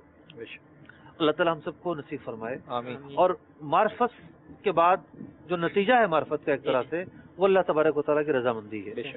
तो वो यानी वो कितनी बड़ी उम्मीद है, कितना बड़ा इनाम है। तो जब बंदा उस इनाम की उम्मीद रखकर इबादत करता है, जैसे नमाज के मुतालिक क्या बयान किया गया कि इस तरह नमाज पढ़ो कि गोया कि तुम अल्लाह ताला को देख रहे हो। यानी नमाज को मोमिन की मेराज करार दिया गया कि नमाज इस उम्मीद से पढ़नी है कि मुझे अल्लाह तबारक व तआला की मेराज होगी। और अगर ये कैफियत नहीं बनती तो कम से कम ये रखो कि अल्लाह ताला तुम्हें देख रहा है। तो अल्लाह तबारक व तआला की बारगाह में हाजिरी ये एक इनाम है। तो नमाज की से तमा ये होनी चाहिए। अब एक नमाजी इस उम्मीद से नमाज पढ़ेगा तो उसकी नमाज में कैसा खुशू आएगा। तो इमाम गजाली रहमतुल्लाह तआला अलैह ने रजा की तारीफ ये की, हम सुन रहे हैं ना, रजा और उम्मीद, जी जी, हुआ इब्तिहाजुल क़ल्बी बिमारिफती फ़ज़लिल्लाहि, कि बंदा अल्लाह तबारक व तआला के फजलो करम को दिल में पाकर खुशी महसूस करे। क्या बात। व इस्तिरवाहुहु इला सिअती रहमतिही, और दिल में अल्लाह तबारक व तआला की रहमत के ख्याल को राहतमंद तसव्वुर करे। दूसरी तारीफ भी ये की है, व तज़क्कुरु फ़ज़लिल्लाहि व सिअतु रहमतिही, अल्लाह तबारक व तआला के फजल और उसकी रहमत की वुसअत के तस्करे का नाम रजा है, उम्मीद है। तो अल्लाह तबारक व तआला का फजल हासिल हो जाए ये उम्मीद है, मारिफत हासिल हो जाए ये उम्मीद है, और इसकी जिद है मायूसी। अच्छा, मायूसी इसकी जिद है, और फिर मायूसी की जो है मुख्तलिफ कैटेगरी हैं। ठीक है, इंशाअल्लाह अज़ीज़ अगले सिलसिले में हम बयान करेंगे। और इमाम गजाली रहमतुल्लाह तआला बयान फरमाते हैं कि उम्मीद चार चीजों से पैदा होती है। कैसे पैदा उम्मीद? उम्मीद पैदा होने का एक सबब यह है कि बंदा तस्वुरात कायम करे। ठीक, क्या तस्वुरात? मुझे फुला फुला फुला फुला नेमतें मिली हैं, ठीक है, ना मेरी मेहनत का अमल दखल, ना किसी की सिफारिश का अमल दखल, सही, ना किसी जरिए का अमल दखल, महज अल्लाह ताला के फजल से मिली है। एक बच्चा है, पैदा ही अंधा होता है, हम पैदा हुए अंधे पैदा नहीं हुए, अल्लाह ताला ने आंखों का नूर अता फरमाया। ना किसी की सिफारिश का अमल दखल, ना हमारी मेहनत का अमल दखल, अल्लाह तबारक व तआला ने अपने फजल से अता की है। तो जो एहसान साबिका हैं, बंदा उनको याद करे कि मुझ पर अल्लाह का ये फजल, ये नेमत, ये इनायत, ये इनायत, ये इनायत, इससे अल्लाह ताला की जो नेमतें हैं उनसे मोहब्बत पैदा होगी। बेशक। दूसरा सबब यह है उम्मीद पैदा करने का कि अल्लाह तबारक व तआला ने अपनी शान रहीमी और करीमी के मुताबिक जो इज्जत व मरातिब और अजर व सवाब के वादे किए हैं वो जहन में रखे کہ اللہ تبارک و تعالیٰ نے یہ وعدے کیے ہیں، میرے رب نے ان وعدوں سے مجھے ترغیب دلائی ہے، تو میں ان اللہ وہ بھی اللہ تعالیٰ کی نعمتیں ہیں۔ قبر میں اگر کسی کی قبر جنت کی کھڑکی کھول دی جائے اور جنت اس کا ٹھکانہ بن جائے قبر، کتنی بڑی نعمت ہے۔ اس نعمت کا ملنا ایک نعمت ہے، حساب کتاب میں آسانی ایک نعمت ہے، بلا حساب مغفرت ایک نعمت ہے۔ تو ان جو اجر و ثواب جو بیان کیے گئے ہیں، جو عزت و مناسب بیان کیے گئے ہیں، بندہ جو ہے انہیں تصور میں لائے، صحیح، ان کا تذکرہ کرتا رہے اور ان کو اپنے تصورات میں لاتا رہے۔ تیسری چیز یہ بیان کی کہ استحقاق کے بغیر اور بے مانگے دین و دنیا میں اللہ تعالیٰ جو جو اسے نعمتیں دیتا چلا جائے، صحیح، ہر اس نعمت کے ملنے پر اس کی اس امید میں اور اضافہ ہونا چاہیے، صحیح، اور اضافہ ہونا چاہیے۔ چوتھی چیز یہ بیان فرمائی کہ یہ تصور رکھے کہ اللہ تبارک و تعالی ناراض بھی ہو سکتا ہے، صحیح، اور اللہ تعالیٰ فضل بھی فرماتا ہے، بے شک، اس کی مشیت پر ہے، لیکن اللہ تبارک و تعالیٰ کے غضب پر اس کی جو رحمت ہے وہ غالب ہے، یہ تصور رکھے۔ صحیح، تو یہ چار وہ کیفیات ہیں جو پیدا کر کے انسان امید کو بڑھا سکتا ہے۔ ٹھیک ہے، اب سوال وہاں آ جاتا ہے کہ ہم نے خوف کے بارے میں بھی سنا اور امید کے بارے میں بھی سنا، ان دونوں کو ایک ساتھ کس طرح لے کر چلا جائے؟ جی جی، اعتدال، انشاءاللہ العزیز اگلے سلسلے میں ہم اسی بات پر گفتگو کریں گے۔ جزاک اللہ۔ میٹھے میٹھے اسلام بھائیو، آج کے سلسلے میں آپ نے بہت ہی اہم موضوعات خوف اور رجا، خوف اور امید کو بڑے پیارے انداز میں سنا۔ سیدنا امام غزالی علیہ الرحمہ نے منہاج العابدین میں اس کو بیان فرمایا، آپ کے سامنے اس کا خلاصہ پیش کیا گیا۔ بہت ساری باتیں ہوتی ہیں جو کتاب میں درج ہوتی ہیں، وقت کی کمی کی باعث ہم اس کو یہاں بیان نہیں کر سکتے، خلاصہ ہی پیش کیا جاتا ہے۔ اس موضوع کو سمجھنے کے لیے اس سلسلے کو بھی دوبارہ دیکھنے کی نیت فرمائیے، اور جو منہاج العابدین کتاب ہے اس کو ضرور حاصل فرمائیے، اس کو اپنے پاس رکھیے اور اس کو دوبارہ پڑھیے، مزید بھی انشاءاللہ معلومات حاصل ہوں گی۔ جو ہم نے سنا اس کی دہرائی بھی ہو جائے گی اور انشاءاللہ عمل کرنے کا جذبہ بھی حاصل ہوگا۔ اللہ تعالی ہم سب کو عمل کرنے کی توفیق عطا فرمائے، آمین بجاہ النبی الامین۔ صلو علی الحبیب صلی اللہ تعالی علی محمد صلی اللہ علیہ وسلم۔ ہماری بگڑی ہوئی عادتیں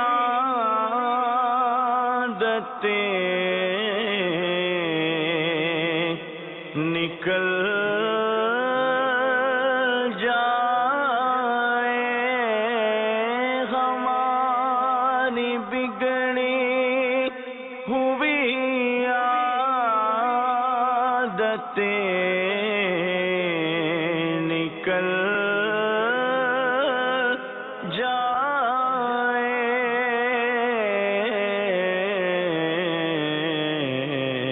ملے گناہوں کے امراض سے شفا یا رب، ملے گناہوں کے امراض سے شفا یا رب، ہماری بگڑی ہوئی عادتیں نکل جائے،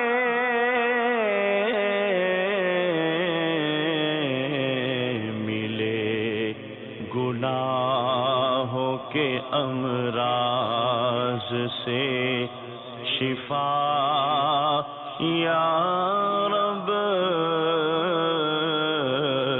ملے گناہوں کے امراض سے شفا یا